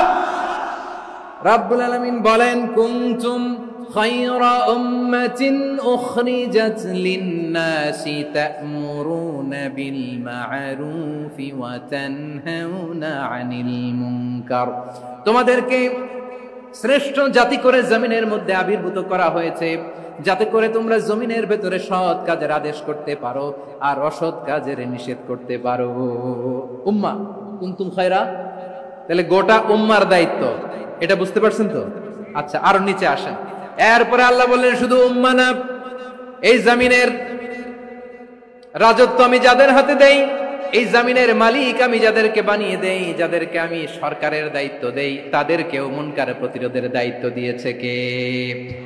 আল্লাহ বলেন, যারা ক্ষমতার মসনদে বসেছে তাদেরকে 4 দফা কর্মসূচি আমি আল্লাহ দিলাম। আওয়াজ করে বলেন, কয় দফা? আল্লাহ বলেন, আল্লাযীনা ইম্মাক্কান্নাহুম ফিল আরদি আকামুস সালাতা ওয়া আতাউয যাকাতা ওয়া আমারু বিল মা'রুফি ওয়া নাহাউ আনিল মুনকার ওয়ালিল্লাহি আকিবাতুল উমুর। যারা এই জমিনের উত্তরাধিকার হয়েছে তারা 4 দফা কর্মসূচি নিয়ে সামনে আগাবা। সালাত কায়েম করবা, যাকাত আদায় করবা, সৎ কাজের আদেশ দিবা, অসৎ কাজ থেকে মুনকার প্রতিরোধ করবা। আদেশটা কার? আমার প্রিয় চট্টলার ভাইরা, পুরো উম্মার দায়িত্ব মুনকার প্রতিরোধ করা, সরকার প্রধানের দায়িত্ব মুনকার প্রতিরোধ করা। এরপর আল্লাহ বলেন, প্রতিটা ফ্যামিলির যিনি প্রধান সিইও বাবা, প্রত্যেক বাবারও দায়িত্ব এই মুনকার প্রতিরোধ করা। আওয়াজ করে বলেন, ঠিক কিনা? যেমনটি সাইয়েদনা লুকমান আলাইহিস সালাম ওনার কলিজার টুকরা সন্তানকে আদেশ করেছেন, ইয়া বুনাইয়া আকিমিস সালাতা ওয়া'মুর বিল মা'রুফি ওয়ানহা আনিল মুনকার। পড়েন সুবহানাল্লাহ। বাবা ছেলেকে সবক দিচ্ছে। কে সবক দিচ্ছে? কাকে? লুকমান আলাইহিস সালাম ছেলেকে বলতেছে, ওরে আমার কলিজার টুকরা সন্তান, ওরে আমার বাছা, নামাজ কায়েম করবা, সৎ কাজের আদেশ দিবা, আর মুনকার প্রতিরোধ করবা, অসৎ কাজ, সমাজ থেকে খারাপ কাজকে ঝেঁটে বিদায় করে দিবা। তাহলে দেখেন, আমি স্টেপ বাই স্টেপ নামলাম। পুরা উম্মার দায়িত্ব, জমিনের উত্তরাধিকারী আল্লাহ যাদেরকে বানিয়েছেন সরকার, তাদের দায়িত্ব, প্রতিটি ফ্যামিলির প্রধানের দায়িত্ব। এরপরে বিশ্বনবী বলেন, সচেতন প্রতিটি মুসলিমের দায়িত্ব সমাজ থেকে মুনকারকে উৎখাত করা। বিশ্বনবী বলেছেন, মান রাআ মিনকুম মুনকারান ফালিয়ুগাইয়িরহু বিয়াদিহি فإن لم يستطع فبلسانه وإن لم يستطع فبقلبه وذلك أضعف الإيمان। সমাজে যে মুনকার দেখবে, খারাপ কাজ দেখবে, সেজন্য হাত দিয়ে সেটাকে থামায়। কি দিয়ে? আপনাদের তো হাত নাই না? হাত আছে, হাত আছে। ওরা যেই হাত দিয়ে অন্যায় করে ওটা প্রতিরোধের জন্য আমাদেরও হাত আছে না নাই? থামাতে হবে, থামাতে হবে।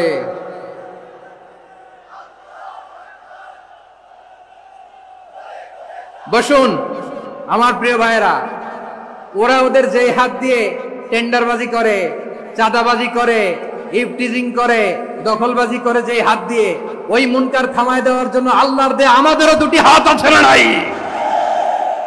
আমাদেরও হাত আছে, থামাইতে হবে, থামাইতে হবে, হিম্মত করতে হবে। আমার প্রিয় ভাইরা, না থামালে আমরাই ডুববো শেষমেশ। আমাদের বাঁচার জন্য হলেও থামাইতে হবে। রব্বুল আলামিন বলেন, ওয়াত্তাকু ফিতনাতাল লা তুসিবান্নাল্লাযীনা যালামু মিনকুম খাসসা। ও আমার গোলামেরা, ওই আযাবকে ভয় করো যে আযাব যখন আমি জমিনের বুকে পাঠাই, শুধু জালেমদেরকেই মারি না, আলেমদেরকেও মারি। আযাব যখন আসে তখন শুধু জালিমই মরে না, আলেমও মরে। জানেন, মুসা আলাইহিস সালামের পায়ে একবার একটা লাল পোকা কামড় দিয়েছে, লাল পিঁপড়া। লাল পিঁপড়া কামড় দিলে খুব আরাম লাগে না? কি লাগে? হ্যাঁ, জ্বলে না? লাল একটা পিঁপড়া কামড় দিছে, তো উনি রেগে মেগে পাশি দেখে লাল পিঁপড়ার বাসা, পা দিয়ে ডলে মুছে সবগুলো পিঁপড়া মেরে ফেলছে। এই ঘটনাটা আল্লাহ ঘটিয়েছেন এজন্য। মুসা আলাইহিস সালাম ছিলেন কালিমুল্লাহ, সরাসরি আল্লাহর সাথে কথা বলতেন। তিনি আল্লাহকে জিজ্ঞেস করেছিলেন, আল্লাহ তুমি যখন কোন জনপদে আযাব পাঠাও, শাস্তি দাও, ওখানকার শুধু জালেমরাই তো মরে না, ভালো মানুষগুলাও মরে, তো আযাব দিবা মুশরিকদের উপর দিবা, অবাধ্যদের উপর দিবা, ভালো মানুষগুলারে মারো কেন? আল্লাহ বললেন, মুসা তোমার যে কামড় দিছিল পায়ের মধ্যে পিঁপড়া, কয়টা পিঁপড়া? জোরে বলেন। একটা পিঁপড়া, সবগুলারে মারলা কেন? রেগে মেগে পুরো পিঁপড়ার বাসা ভেঙে মেসাকার করলা কেন? এই মুসা, আমি যখন অ্যাকশনে যাই, আমি যখন শাস্তি দেই, তখন এত বাস বিচার করা হয় না, বাস বিচার করা যায় না। যখন অ্যাকশনে যাওয়া হয়, ওইটা ডাইরেক্ট অ্যাকশন হয়ে যায়। চিল্লায় বলো ঠিক কিনা? এজন্য আমাদের বাঁচার জন্য হলেও এই পাপ থামাতে হবে, এই শয়তানের অট্টহাসি থামাতে হবে, অন্যায় অপরাধ সমাজ থেকে আমাদের থামাতে হবে। কারণ আযাব আসলে ওরাও মরবে, আমরাও মরব। একটা জাহাজ 2 তলা, আপনি আছেন 2য় তলায়, শুনতেছেন? শুনতেছেন? জাহাজ কয় তলা? আপনি কোন তলায়? 2য় তলায়। নিচের তলার কিছু লোক জাহাজের তলা ছিদ্র করতে আরম্ভ করছে। কি ছিদ্র করতেছে? আচ্ছা, জাহাজের তলা ছিদ্র করলে তলা দিয়ে কি ঢুকে? এখন আপনি যদি বলেন আমার কি, আমি তো 2 তলায়, আমার কি, আমি তো সেফ, আমি তো সেফ জোন, আমি তো ভালো আছি, আমি তো ভালো আছি, ওরা ছিদ্র করে ওরা মরবে। আসলে কি শুধু ওরা মরবে, নাকি তলা ফুটো হলে ভিতরে পানি ঢুকলে আপনারও সলিল সমাধি হবে? তলা দিয়ে যখন পানি ঢুকবে, জাহাজ ঢুকলে আপনিও মরবেন। এজন্য নিজে মরার আগে ওই পাগলগুলোর নিচতলায় যে থামাতে হবে। চিল্লায় বলেন ঠিক কিনা? এজন্য আল্লাহ বললেন, মুনকার প্রতিরোধের দায়িত্ব সমাজের টপ টু বটম সবার। পুরো আম্মার দায়িত্ব, সরকার প্রধানের দায়িত্ব, প্রতিটি ফ্যামিলির প্রধান বাবার দায়িত্ব, বিশ্বনবী বললেন প্রতিটি সচেতন মুসলিমের দায়িত্ব। এজন্য মুনকার প্রতিরোধ করার দরকার আছে না নাই? সমাজে এই যে ইফটিজিং হয়, আপনার বোনের বয়সী একটা মেয়েকে কিছু বখাটে টিটকারি করে, এই বলে সেই বলে, নোংরা কথা বলে, রাস্তায় দেখেও আপনি পাশ দিয়ে না দেখার মতো চলে যান কেন? আপনি দাঁড়ান না কেন?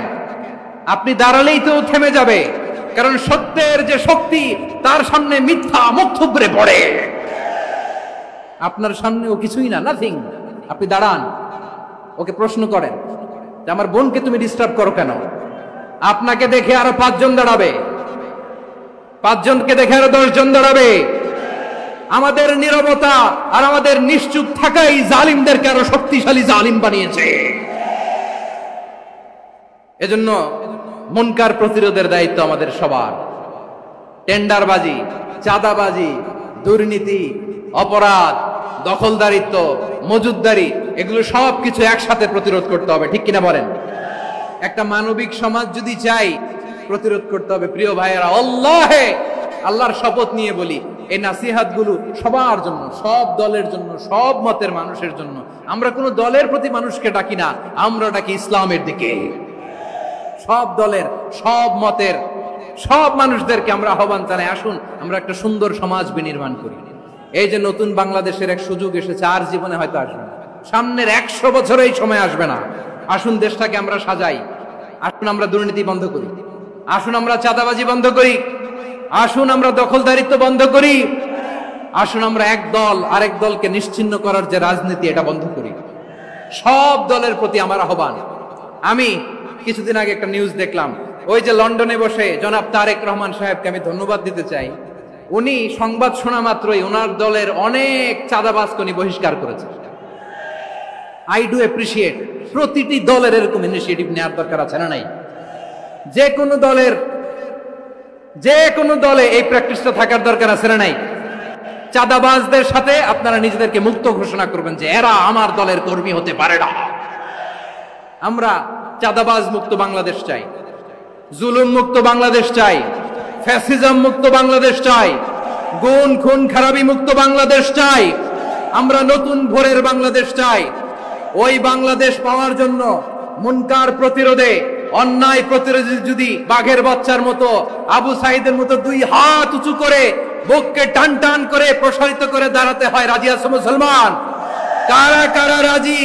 আল্লাহকে হাত দেখিয়ে প্রতিজ্ঞা করো।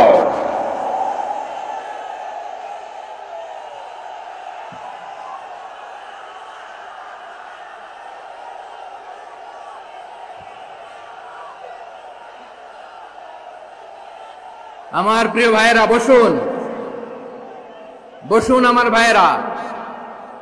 রাব্বুল আলামিন বলেন, ওয়ায়ানহা আনিল ফাহশাই ওয়াল মুনকারি ওয়াল বাগি ইয়াইদুকুম লাআল্লাকুম তাযাক্কারুন। বসুন।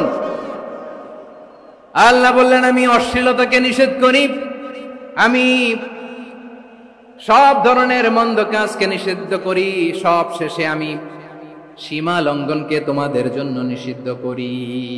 আলোচনা মনে আছে তো, না ভুলে গেছেন? নিষিদ্ধ করেছেন কয়টা জিনিস? 1 নম্বরে অশ্লীলতা, 2 নম্বরে মুনকার তথা সব মন্দ কাজ, 3 নম্বরে আল বাগি, সীমা লঙ্ঘন, ক্রসিং দ্য লিমিট। সীমা লঙ্ঘন করা ভালো না। We all should know our limits. চিল্লায় বলেন ঠিক কিনা? একই আয়াতে আল্লাহ বললেন, কুল ইন্নামা حرم ربي الفواحش ما ظهر منها وما بطن والإثم والبغي بغير الحق। অন্যায় ভাবে যে অবাধ্য হয়, যে সীমা লঙ্ঘন করে, তাদেরকেও আমি এটা হারাম করে দিলাম। সীমা লঙ্ঘন করা হারাম, সীমা লঙ্ঘন করা হারাম। আল্লাহ বারবার আমাদেরকে ওয়ার্নিং দেয়। যখন আমরা থামি না তখন আল্লাহ ধরে, আর যখন ধরে তখন ছাড়ে না। ধরে না, ধরলে আল্লাহ। ফেরাউনকে কিন্তু হুট করে ধরে নাই, আপনারা জানেন 9 বার ওয়ার্নিং দিয়েছে। ফেরাউনকে আল্লাহ তাআলা ওয়ার্নিং দিয়েছিল কয়বার? বীর চট্টলার বীর সেনানীরা আওয়াজ করে বলেন, ফেরাউনকে ধরার আগে ওয়ার্নিং দেওয়া হয়েছিল কয়টা? রব্বুল আলামিন বলেন, ওয়ালাকাদ আতাইনা মূসা 9 আয়াতিন বাইয়িনাত। 9টা মুআজিজা দেখিয়েছি। 1 2 3 বারবার এইভাবে রিমাইন্ডার, ওইভাবে রিমাইন্ডার, এইভাবে নসিহত, ওইভাবে দাওয়া। ফাকুলা লাহু কাওলান লাইয়িনা, নরম করে বলো, সফট করে বলো, যত ওয়ে হতে পারে দাওয়া মেথডোলজি। মুসা আলাইহিস সালামের সব অ্যাপ্লাই শেষ। 10ম বারে যে আল্লাহ ধরছে, 10ম বারে যে ধরেছে। এজন্য আল্লাহ বলেন, আমি সীমা লঙ্ঘনকে পছন্দ করি না। কোরআনের অন্য আয়াতে বাগীকে বলা হয়েছে আল ইতিদা। সীমা লঙ্ঘন যারা করে তাদেরকে আল্লাহ বলেছেন মুতাদিন। وقاتلوا في سبيل الله الذين يقاتلونكم ولا تعتدوا إن الله لا يحب المعتدين। আমি সীমা লঙ্ঘনকারীদেরকে কোশ্চেন কালেও পছন্দ করি না। আমরা যেন সীমা লঙ্ঘন না করি। রাজি আছেন তো? যে কোনো ক্ষেত্রে ইবাদতে যেন সীমা লঙ্ঘন না করি। অনেকে আমরা ইবাদতে সীমা লঙ্ঘন করে ফেলি। বিশ্বনবী সাল্লাল্লাহু আলাইহি ওয়াসাল্লাম যেটা শিখিয়েছেন এর বাইরে যে অতিরিক্ত বুজুর্গ হতে চায়, এরকম আছে না নাই? করা যাবে না, কোনো ক্ষেত্রেই সীমা লঙ্ঘন করা যাবে, এমনকি যুদ্ধ ক্ষেত্রেও না। বিশ্বনবী সাল্লাল্লাহু আলাইহি ওয়াসাল্লাম বলেন, খবরদার যুদ্ধ ক্ষেত্রেও সীমা লঙ্ঘন করো না। কি সুন্দর ইসলাম আমরা পেয়েছি। বিশ্বনবী বলেন, খবরদার যুদ্ধের ময়দানে কোনো নারীর গায়ে হাত তোলো না, কোনো শিশুর গায়ে হাত তোলো না, কোনো গবাদি পশু হত্যা করো না, কোনো শস্য ক্ষেত্র ধ্বংস করো না, ইবাদতরত অন্য ধর্মের কোনো সন্ন্যাসীর গায়ে হাত তুলো না। বলেন সুবহানাল্লাহ। তাহলে আমরা সীমালঙ্ঘন করতে পারবো? প্রিয় ভাইরা, একটা সুখী, সমৃদ্ধ, শান্তির সমাজ, মানবিক সমাজ যদি আমরা গঠন করতে চাই, আমাদের আল্লাহর দেয়া কয়টা আদেশ মানতে হবে বলেন দেখি? সবাই বলেন কয়টা? আর বেঁচে থাকতে হবে কয়টা জিনিস থেকে? আওয়াজ করে বলেন কয়টা? আচ্ছা, আদেশ নাম্বার 1 কি ছিল বলেন? আল্লাহর আদেশ কি? 1 নাম্বার আদাল, ন্যায়পরায়ণতা। আমরা সুবিচার, সুশাসন, ন্যায় বিচার চাই কি চাই না? 2 নম্বরে কি ছিল? মাশাআল্লাহ, আওয়াজ করে বলেন 2 নম্বরে কি ছিল? ইহসান। আমরা যেন সবার প্রতি দয়া পরবশ হই, ইহসান করি। 3 নম্বরে কি ছিল? নিকটাত্মীয়দের দান করা, তাদের অধিকার প্রাপ্য বুঝিয়ে দেওয়া। পাশাপাশি 3টা জিনিস থেকে আল্লাহ বারণ করেছেন, নিষেধ করেছেন। তার প্রথমটা ফাহশা, অশ্লীলতা। অশ্লীলতার সাথে আমাদের কোনো সম্পর্ক। আজকের এই ঐতিহাসিক চট্টগ্রামের প্যারেড ময়দান থেকে আমরা যত ধরনের মা তাহারা মিনহা মা বাতান, প্রকাশ্য অপ্রকাশ্য, দৃশ্যমান অদৃশ্যমান, সব অশ্লীলতা থেকে নিজেদেরকে মুক্ত ঘোষণা করলাম। অশ্লীলতাকে আমরা না বলে দিলাম। আওয়াজ করে সবাই বলুন নো। অশ্লীলতার সাথে আমাদের কোনো সম্পর্ক। 2 নম্বর নিষেধাজ্ঞা কি ছিল? আল মুনকার, সমাজের যত মন্দ কাজ এগুলোকে আমরা প্রতিরোধ করব। রাজি আছেন তো সবাই? 3 নম্বরে আল বাগি, সীমালঙ্ঘন। কোন মুসলিম সীমালঙ্ঘন করে না, এমনকি যুদ্ধক্ষেত্রেও না। আওয়াজ করে বলেন ঠিক কিনা? রাব্বুল আলামিন শেষে বললেন ইয়াইদুকুম লাআল্লাকুম তাযাক্কারুন, আল্লাহ তোমাদেরকে উপদেশ দেন যাতে তোমরা শিক্ষা গ্রহণ করো। আমরা উপদেশ দিব, আমরা জোর করে কাউরে কিছু মানাতে চাই না। লা ইকরাহা ফিদ্দিন ওয়া যাক্কির ফাইন্না যিকরা তানফাউল মুমিনিন। উপদেশ দিলে এটা মুমিনদের কাজে দেয়। লাস্তা আলাইহিম বিমুসাইতির ইন্নামা আনতা মুযাক্কির। নবী হে, আপনি রিমাইন্ডার দাতা, আপনি উপদেশ দিবেন। আমরাও বিশ্বনবীর এই হাদিসগুলো থেকে, কোরআনের আয়াত থেকে রিমাইন্ডার, এই কথামালা, বাণী বাহক হিসেবে এই বাণীগুলো আপনাদের সাথে কাছে পৌঁছে দিলাম। আমরা আল্লাহ তাআলার কাছে প্রার্থনা করি, আল্লাহ আমরা যেন আদল দিয়ে আমাদের সমাজকে গঠন করতে পারি। আল্লাহ আমরা যেন ইহসান করতে পারি, আমরা যেন নিকটাত্মীয়দের দান করতে পারি। আল্লাহ যত ধরনের অশ্লীলতা, অনাচার, মন্দ কাজ, সীমালঙ্ঘন, অবাধ্যতা থেকে যেন আমরা বেঁচে থাকতে পারি। IEB media